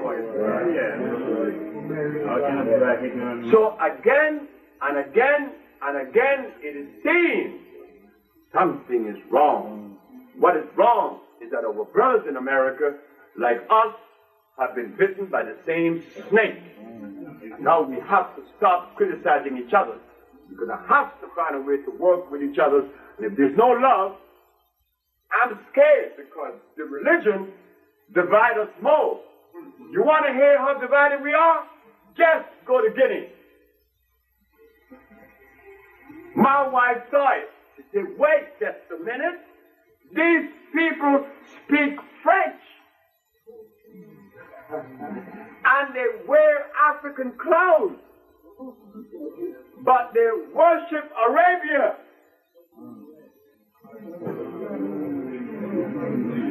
What is wrong? Something is wrong. You see? We wear the African clothes, we speak French, and we worship Arabia. What's left for Africa? Me, I dropped everything. I'm an African 100%. No adulteration. Gorillas don't adulterate themselves with the philosophy of another animal. Okay, so why should we? And it is until then that you begin to see how much progress we could make, because when I dropped the religions, I'm able to cure AIDS now. But nobody in the religions are curing AIDS or any other thing. They're just talking. They just talk. Or they ask you to march. Just march. Next question. You. Yes, I have a multiple questions after this. And some of them, the first one to do with ulcer. Now, I work in a metal industry where we use a lot of zinc and tin. And metallurgy. That's correct, thank you. And a lot of us are suffering from ulcer and mucus. The alloy will hurt you, I know. Believe it or not, we have a lot of brothers, white, black, Hispanic, are suffering. And I tried to tell them, about our aloe vera. And some aloe vera. Aloe vera is what you talked about. Aloe vera is what we some are buying it, but some are not. And now you came with something else. How can you help us? Let me tell you something about that. About alloys. They deliver a large amount of sulfite in the body. Sulfide, not sulfite, sulfide. They will hurt you. They are. But do you know that I found that soybean delivers the same amount of sulfide in the body as does alloy? Wow. Anybody eat soybean? That stuff is bad.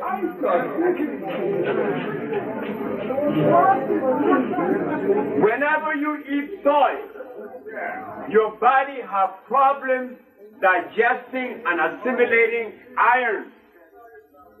Sulfide loves to eat up your iron, and you will forever become anemic and remain anemic. Oh, don't tell me you eat soy, you are anemic.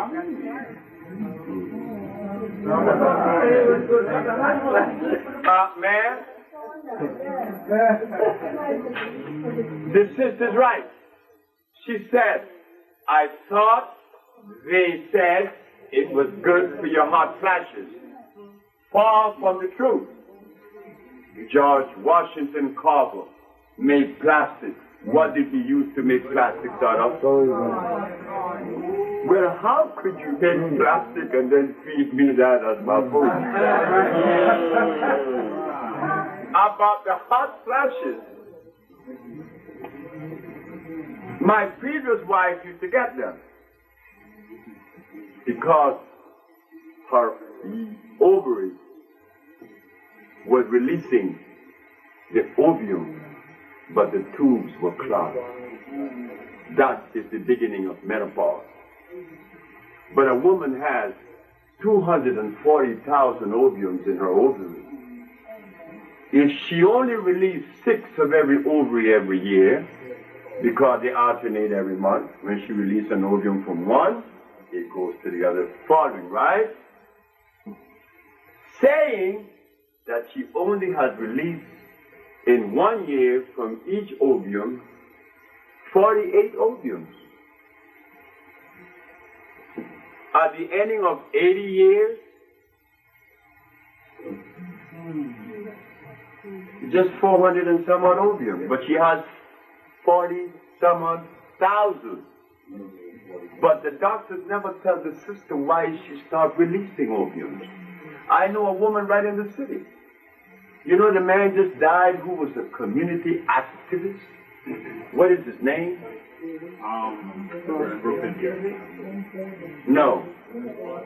Sonny Carson. Sonny Carson's sister-in-law was suffering with menopause. She was in menopause 9 years. And she had these thyroid tumors. They came out, menopause left, and baby came. And the little girl named Makita. Still seeing her period. And she was already menopause 9 years. We could do wonders. Not Dr. Sebi. Us, we, black folks. Next question. Then you, the lady. Dr. Sebi, I used to have hot flashes. I went to this herbalist in Fort Lauderdale, and she gave me hormone mix and blood purifier. And it stopped for a year, and I started taking living bitters capsule for colon. I'm not here this honestly. No, the bitter was what did it. That was what did that stuff. The bitters. One more question. I am taking sea moss every morning. That's good. With banana, apple.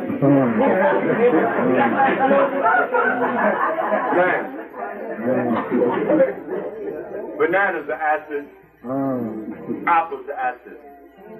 And you take something that's alkali like sea moss and you put something acid in it, you have just adulterated it. Eat it by itself. I'll sweeten it with some maple syrup. Don't put anything else in it. How about honey? Honey? That stuff is deadly.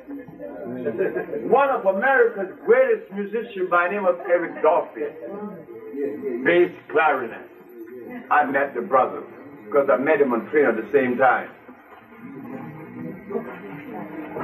This man used to drink 2 tablespoons of honey every day because at the time in New York in the 50s and the 60s, honey was on the top of the list because the Bible talked about honey. But what the people didn't know, the honey the Bible talked about comes from a natural bee. The bee that you have today is a hybrid animal. That honey is acid, it is sugar. It will give you diabetes. You tell a diabetic to eat that honey, see what's going to happen. Send his sugar way out of whack. He died of a sugar attack in Germany. Eric Dolphy died with that honey. God did not make that bee. The bee that makes the honey that is alkali is a small little fly. You Jamaicans have seen it. They make the honey in the trees, in the holes, and they go in the ground. Black America doesn't know that. That's why they could sell Black America anything. Because the one thing you and I have as Caribbeans, we grew up in the middle of the forest. We understand the forest. Black America understands asphalt. Right. They don't know the forest. So when you put something in front of a Black American brother and sister, they are handicapped. They don't know. It's not that they couldn't know and they would not like to know, but the environment prevents them from knowing certain things. When we, on the other hand, we know.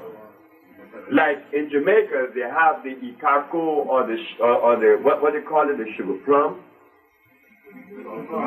Cocoa plum. They call it June plum.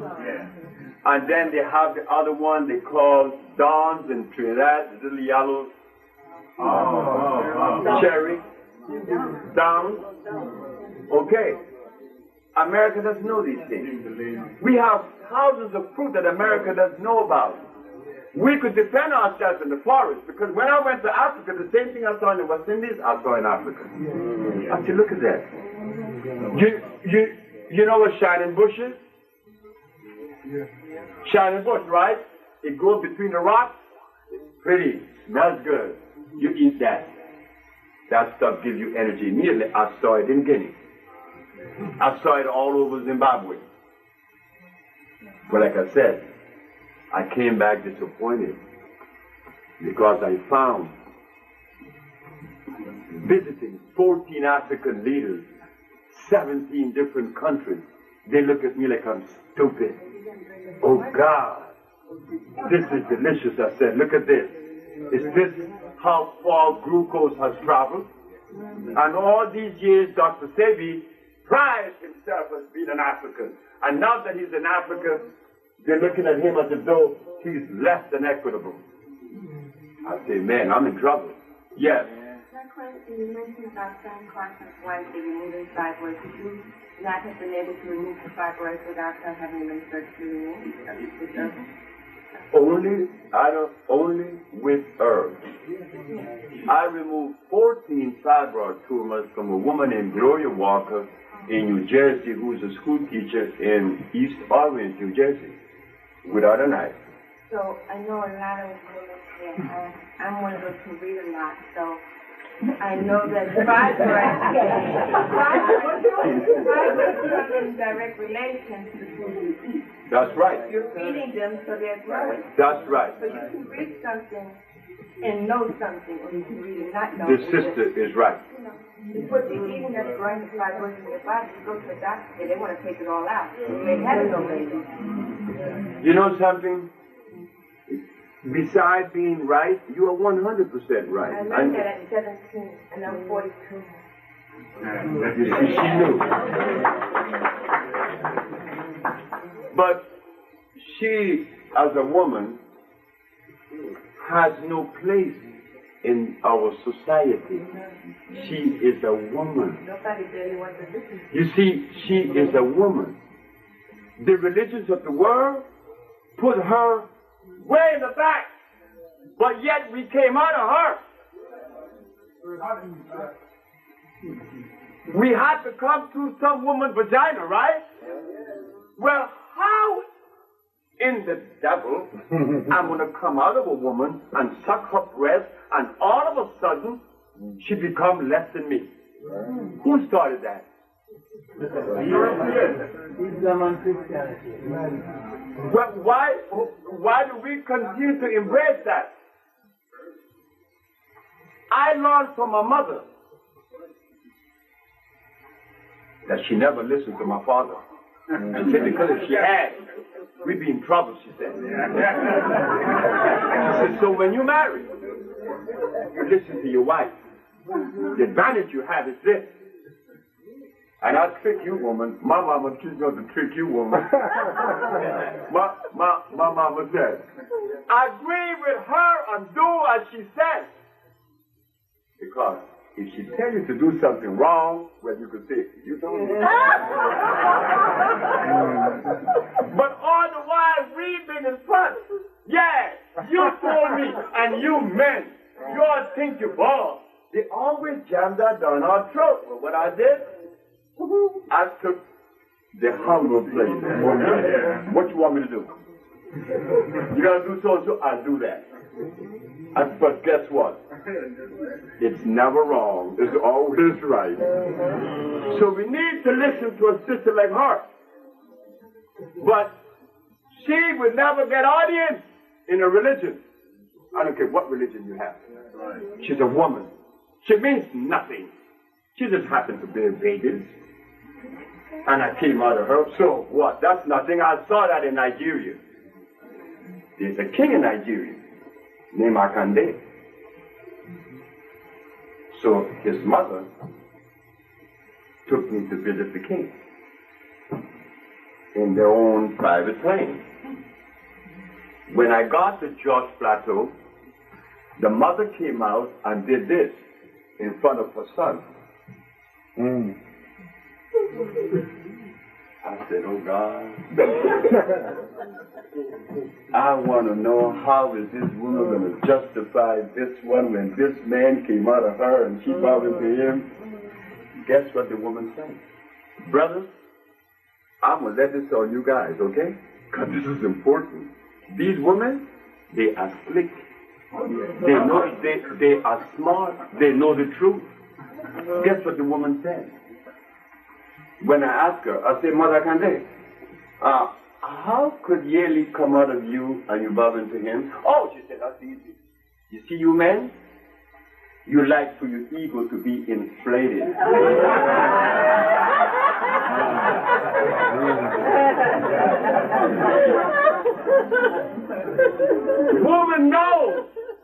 Woman knows that when we stand up and claim that we are man, she says, shut up, man.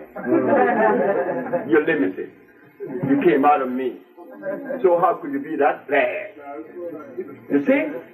Women aren't stupid.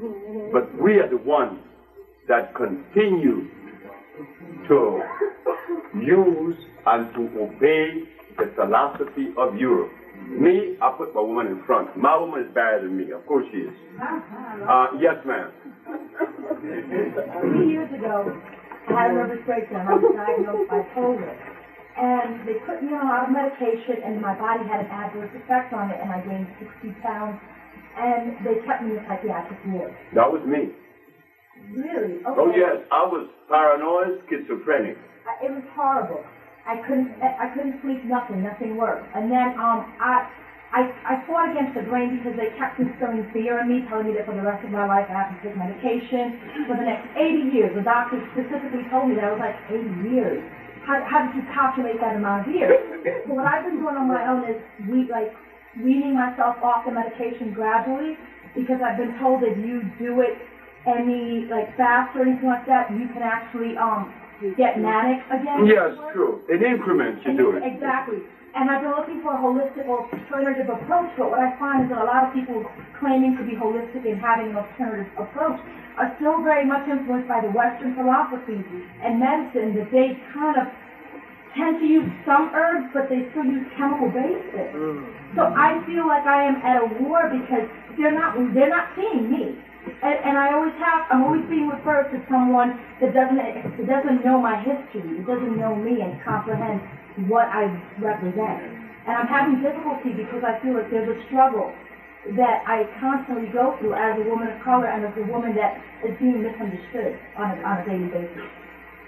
You not only have been misunderstood by the society, by your own brother and your husband and your mate, because we were led to do that. I just woke up about 30 years ago to see the truth. But before that, I was a macho man too. So now, in response to your question, when there is a nervous condition like I had a very bad nerve condition. I was so bad I want to kill my wife. And yet, 27 years later, when I saw the same woman, I was driving on La Brea on Rodeo Road, right on the corner of La Brea and Rodeo Road. I saw her. I said, wow, there's Melba. Let me turn back because she's wearing these thick glasses and she's big. Why didn't I feel to kill her then? Why did I turn the automobile around and park by the McDonald's little establishment and come behind her and said, hi, Melba. She looked around. She said, Fred. I said, yes. She said, I've been hearing about you. How you been? I said, I've been okay. But I came to tell you something.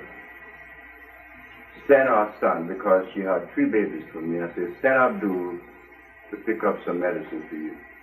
Why didn't I feel like killing her then? Can't you see? The food I was eating was undermining my brain. Like she was bipolar, I was bipolar. I was schizophrenic and paranoid. Why am I not that now? Why am I healing now? Because I listen. I'm obedient. There's a man live in this city. He died just recently, Mr. Rogers. I went to visit Mr. Rogers when he was 94 years of age. Mr. Rogers said, I've been hearing about you, and I've been using your iron, and I feel good. I want you to talk to me.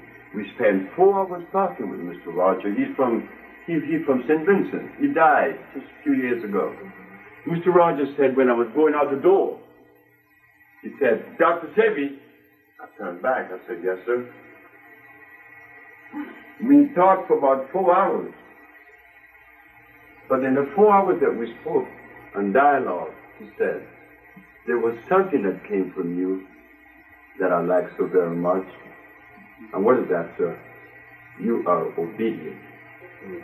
Do you know that nobody after that point has said that to me but my grandmother? Obedience is the most beautiful thing. To listen. Learn to listen. Then we've been hearing all kinds of stuff, right? And we don't know how to take out of the maze those things that are good because we've been bombarded. But we haven't been bombarded with that which is African, isn't it? Right. Not once since they brought us to America have we been given classes or understanding or structures that are African, because the African themselves doesn't know that either. They're too busy eating cassava. They don't know either. So where do we begin? Well, I began by going back before the white man came. I knew there was no rice and beans and hearts and cows in Africa. And by removing you from that, you come back and tell me, Dr. Sebi, my diabetes gone, my high blood pressure is gone, but did I tell you that I was impotent? No, but guess what? I'm buried in. Now, how do you do all that? It wasn't because I'm a scientist. I just happened to go into history and find out that you and I didn't eat the garbage we're eating now. We have to stop it. We have got to stop. Question, way in the back. I've always tell people not to see that milk. For being down for. I just like to compound that a little bit. On milk. Well, you see, there again, the society tell us not to drink the milk of our mother. I remember 40 years ago, 1960, 1964, Nestle milk made billions of dollars off of Africa. They send the missionaries, they send the nutritionists and told the African woman, do not feed your child your breast. Feed your child this Nestle milk. So all those African leaders in power now, you know what they were raid on and bread with? Nestle milk. So I go to Africa looking like a fool, trying to make this man get some sense in his head. When there aren't one African leader that have that. The only man I'm making some kind of reservation for is Mugabe. But then Mugabe, wait. Mugabe is the man, right? But under him, the Minister of Health, Dr. Parinyatwa. I said, Dr. Parinyatwa, I come to help. We have the cure for AIDS. Get out of here. I said, what? You gonna tell me that I have no usefulness in the country that I love so very much? Mugabe may be the man, but remember, when you are a leader or a president, you have no control of your senators and your other people. You don't know what they are doing. So Mugabe is all by himself. So right now, the big notice on TV across the screen is that the lost children of Africa is dead. While we were talking and giving praises to Africa, the white man was forever giving us some chemicals, especially the French. The French paralyzed Guinea. 10% of the males in Guinea are paralyzed because of French. Milk of an animal is what they gave us. Animals does not let other animals feed their cubs unless they are from the same gene. But we so-called intelligent people, Homo sapiens, educated professionals, we give our children the milk of a cow. But the milk of the woman, which is comparable with us, that nourishes ourselves because it is compatible. Not an animal. How could I be comparable with an animal? But all the religions give us milk and give us cheese. And then we blow in our nose. Our vagina is dripping and so our penis. Our ears are clogged. Our eyes are clogged and dripping sometimes because no one came with the message. So the brother asked a question about the milk, which is very important. Because the milk that we get from our mother's breast strengthens our immune system. I was a breastfed child up until what? 4 years of age. But when I came to America, I began to eat this stuff and I went into a state that was uncomfortable. But when I got away, here I am again. Never to go back on the garbage. Oh, no, I love it. the rice and the beans, and the pork chop, and the wieners, and the cheese. And I used to like this lamb. You know lamb? When you fry lamb, and you put it down for about an hour, it gets white on top. Lanolin is on top of it. Yes, the religions ask us to eat it because it's good. Brothers, we need help. We need each other's help now. And I hope that tonight, this group that we have, we would form a family through this man. We could join up as a family. And I would be forced to give you information because you come to me for it. And that's what you should receive from me. Tonight, I said it was impromptu. It's only 2 hours. When I come back the next time, as he promised, I will be back in the spring, I will bring my entourage and we will go into the list of foods and show how to prepare it. Because in reality, I don't even eat. And I eat today, I don't eat tomorrow, and when I eat, you know, I know I'm eating something bad. So why eat it? You take this. The woman asked again, what is in it? You know, when you see a bullfighter fighting in the ring, have you ever seen a bullfighter fighting a cow? No. They would never put a cow in the ring with a bullfighter because you'd kill it. Because the bull closes his eyes before he gets to the toreador. So he got a chance to step out of the way. But you put a cow in there with it. And her eyes are wide open anyway he turns. She asked, what's in it? This package is a compound of 2 substances. Only 2. And how I thought about this was with the aid of my wife. She said, you always say that oxygen is a self-proliferant. I said, yes. Oxygen is the real food. You could eat the best food in the world and I hold your nose and your mouth for 2 minutes, what happens? You're dead. Telling us that the cells need what? Oxygen. The more of it you get, the more alive you are. He said, okay. And the next one, which is the substance that electrifies the system and removes inflammation?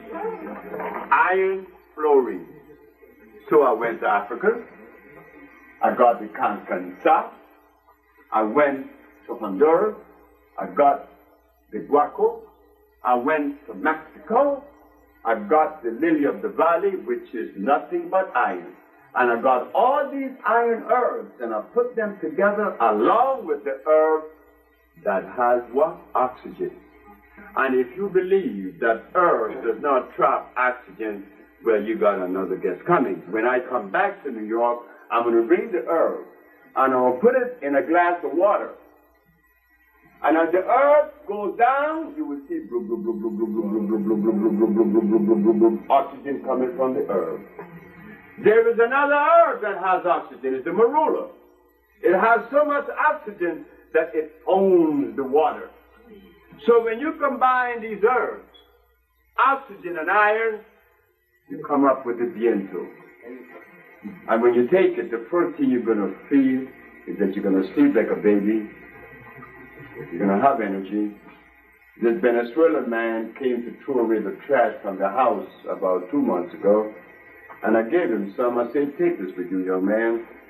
He came back next and said, my wife loves you.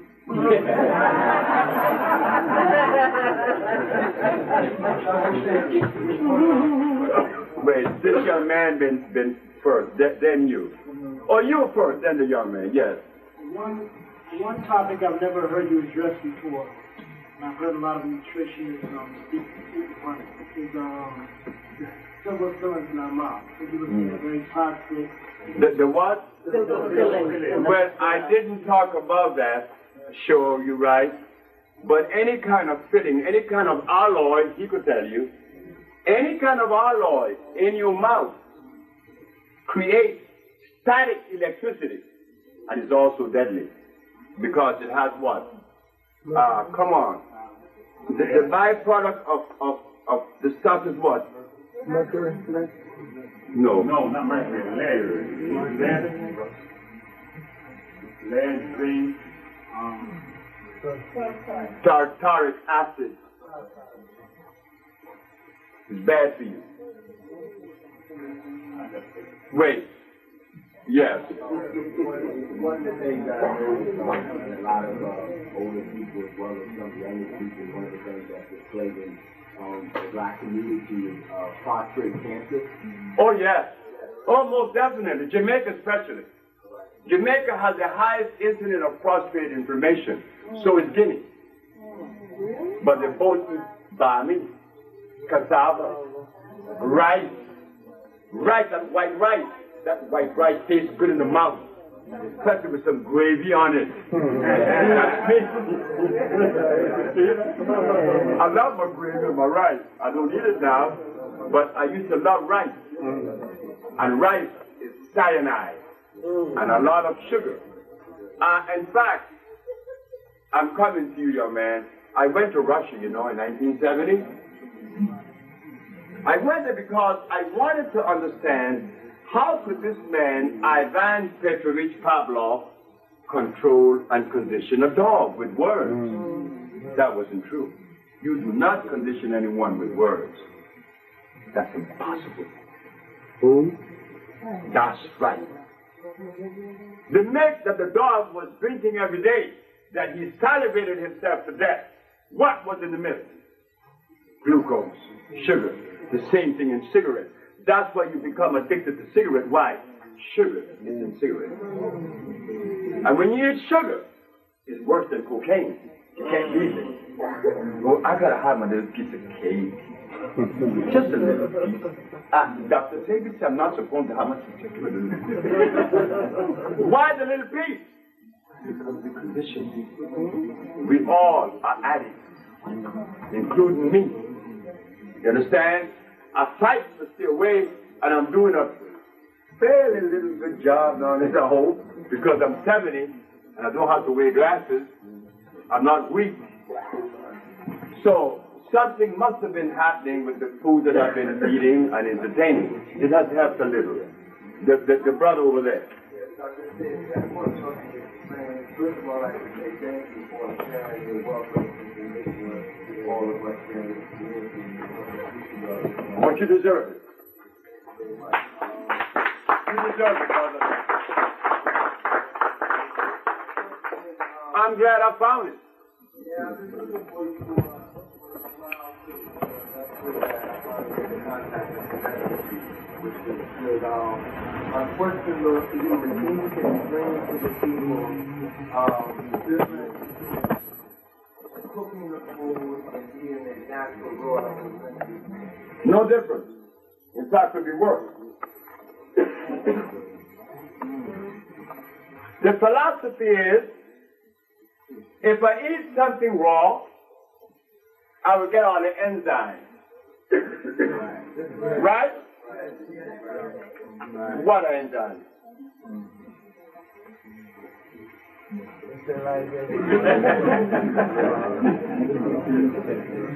Wait. The philosophy is, if you eat something raw, you're getting all of the vitamins and the enzymes out of it. That's what they say, right? Well, guess what? When you eat carrots raw, you're eating raw starch. Whether you cook it or not is poison. But on the other hand, if you get something natural and you eat it raw, you get energy. You cook it, you get energy. You burn it to an ash and you grind it to powder, black carbon. it gets the same amount of energy. Because something natural never dies. It just changes form, but the energy is there. So, brothers, we drop the philosophy of raw and cook. Because all of my iron, the iron that I make to reverse sickle cell, the herbs are cooked. And how come they work? Because they are natural. If it's unnatural, it doesn't matter if you eat it raw or cooked. Yes, ma'am. And then, yes, this young lady. I used to go to the Ultra Herbal Institute when we were in Brooklyn on Fulton. Yes. And you used to have a food combining chart and a lot of products. Yes. And I've been looking for you for a long time because I want to get those products in the combining chart. Now that you're in, Honduras, how would I go about doing it? No, I'm not in Honduras. Oh. I'm back in the United States. Oh, I never was in Honduras. I only went to Honduras to build a village. okay. Because my wife and I wanted to build a village where black people could go and heal because there are thermal waters there. But the government of Honduras is showing me a little bit of attitude because I made a mistake. I didn't realize how much I was offending the government of Honduras because Honduras is a Spanish country. It isn't like Trinidad or Jamaica. I wish I was living or came or was born in a black country. I was born in a Spanish country. And I don't think that black people are loved that much in a black country. And I bought a brand new car and they put a gun to my head. I bought another car, they put another gun to my head. And they stole both brand new cars. When I come to find out, it was the government that was doing it. And then there are people that came and robbed the place. There were people from the government. I told my wife, I said, look, just sell this place and get out of this place. But she is reluctant and resistant. She always resisted me. And now she finds herself wanting to leave. So, the question was, how get in touch with us? Well, you will, because Trevor Ford is hanging out. And I'm working with the brother. He's my contact here. By the way, those big pieces of paper you have the contact number in it. That's why I'm passing it out. If you didn't get one, get one. Anyone has the number on it to contact me for the product. We need one about trouble. This is why I brought this. I brought this product to sell tonight, if you all are interested. Because this product, it would take less than 24 hours. In fact, after you take this thing, I give you 1.5 hours. And you're going to be different. You're going to feel the energy.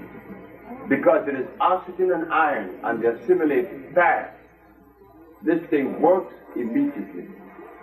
When people come to our center in Los Angeles, Tanisha played tricks on folks. She would ask them, have you had the viento? No. She would give them 3 with a glass of water. In an hour, they run back. They say, what was that you gave me? I want some. I put my life on this. Yes, sir. The cause of AIDS? Not of my opinion. I do not oppose anyone my opinion. Because my opinion may be off base. And I don't want you to be off base. I want to come with the truth. The cause of AIDS is the cause of diabetes, is the cause of sickle cell, is the cause of leukemia, is the cause of every disease. Some people are of the opinion that it was made and it was brought about through a chemical. That may very well be true, because there are chemicals that would kill you in 2 minutes or 1 minute. Just put your, if I take and put you in a cyanide chamber, you know a gas chamber? But isn't that cyanide and arsenic? Sulfuric acid and cyanide? And it kills you in 2 seconds, right? Okay. So if I take another chemical that is less deleterious, then it may kill you in 4 years, in 2 years, in 1 year, breaking down the mucous membrane. But to break down the mucous membrane in the skin, the blood, and the lymphatic system, which makes up the immunological system, it could be food or a chemical. You're welcome. My job is to cure it. Last question. The lady, okay, I'm going to have 2 or 3 more. Yes. I was thinking, my name is Nelma, by the way, and I am overweight, and I'm looking forward to taking the medicine. I mean, the herb. Yes, ma'am. I was talking to a friend of mine who's a pharmacist, and she was saying that what you're talking about is called the Renin theory, where there's no salt balance, and that we lost 2 enzymes when we came to America, and and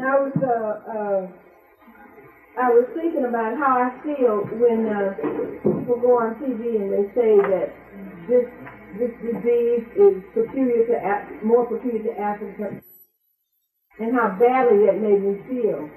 That I was singled out for this, and I'm really happy that you've given us this information, because it makes you feel almost like inferior when you're someplace taking something and using something that's not that everybody else is using and not getting sick like you are at the rate. There's a reason why we continue to manifest this high degree of disease. Remember, when it took us away from our mother, they took us away from our breast. The food that was made for us, specifically for us, was no longer in our mouth. You see? You're right. But losing the 2 enzymes, what enzymes? Aldosterone or something like that? Sister, the body is made up of 102 minerals. Iron, calcium, phosphorus, carbon, and all the rest of the minerals on the planet. All this chemical that she's talking about, the body doesn't know about that. Yes. Let's ask a question then. Wait, hold 1 second. Usha. Where's Usha? Where is Zave?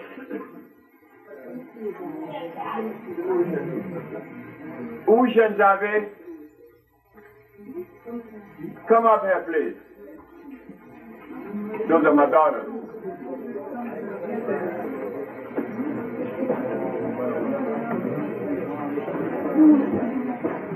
Where's Zave?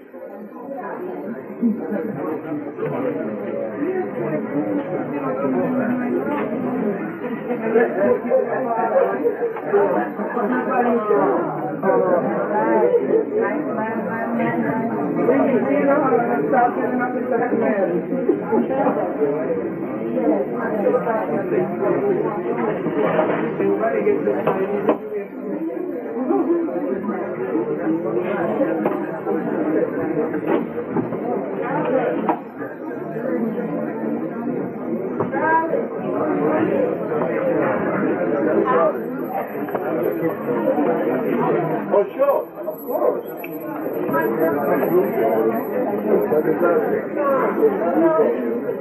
That's a whole lot of stuff.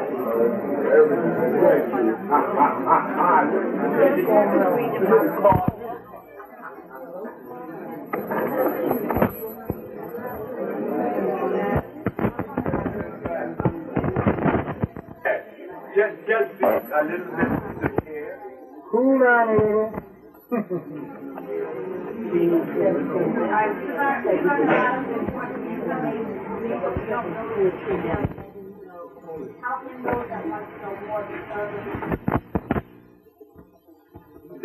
The question is how schools.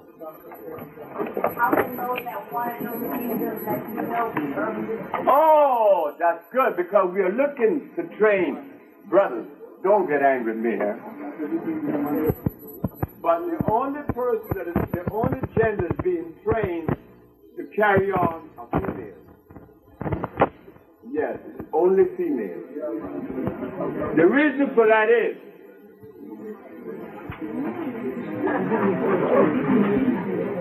a male doesn't know anything about nurturing. And that is the primary giving in healing, to nurture someone back to health.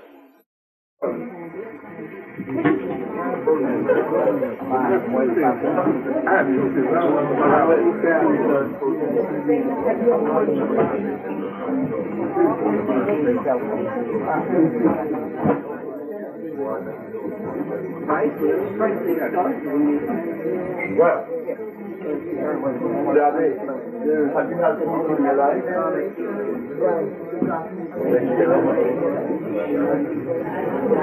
How long you been? 90 days. But usually after 12 days.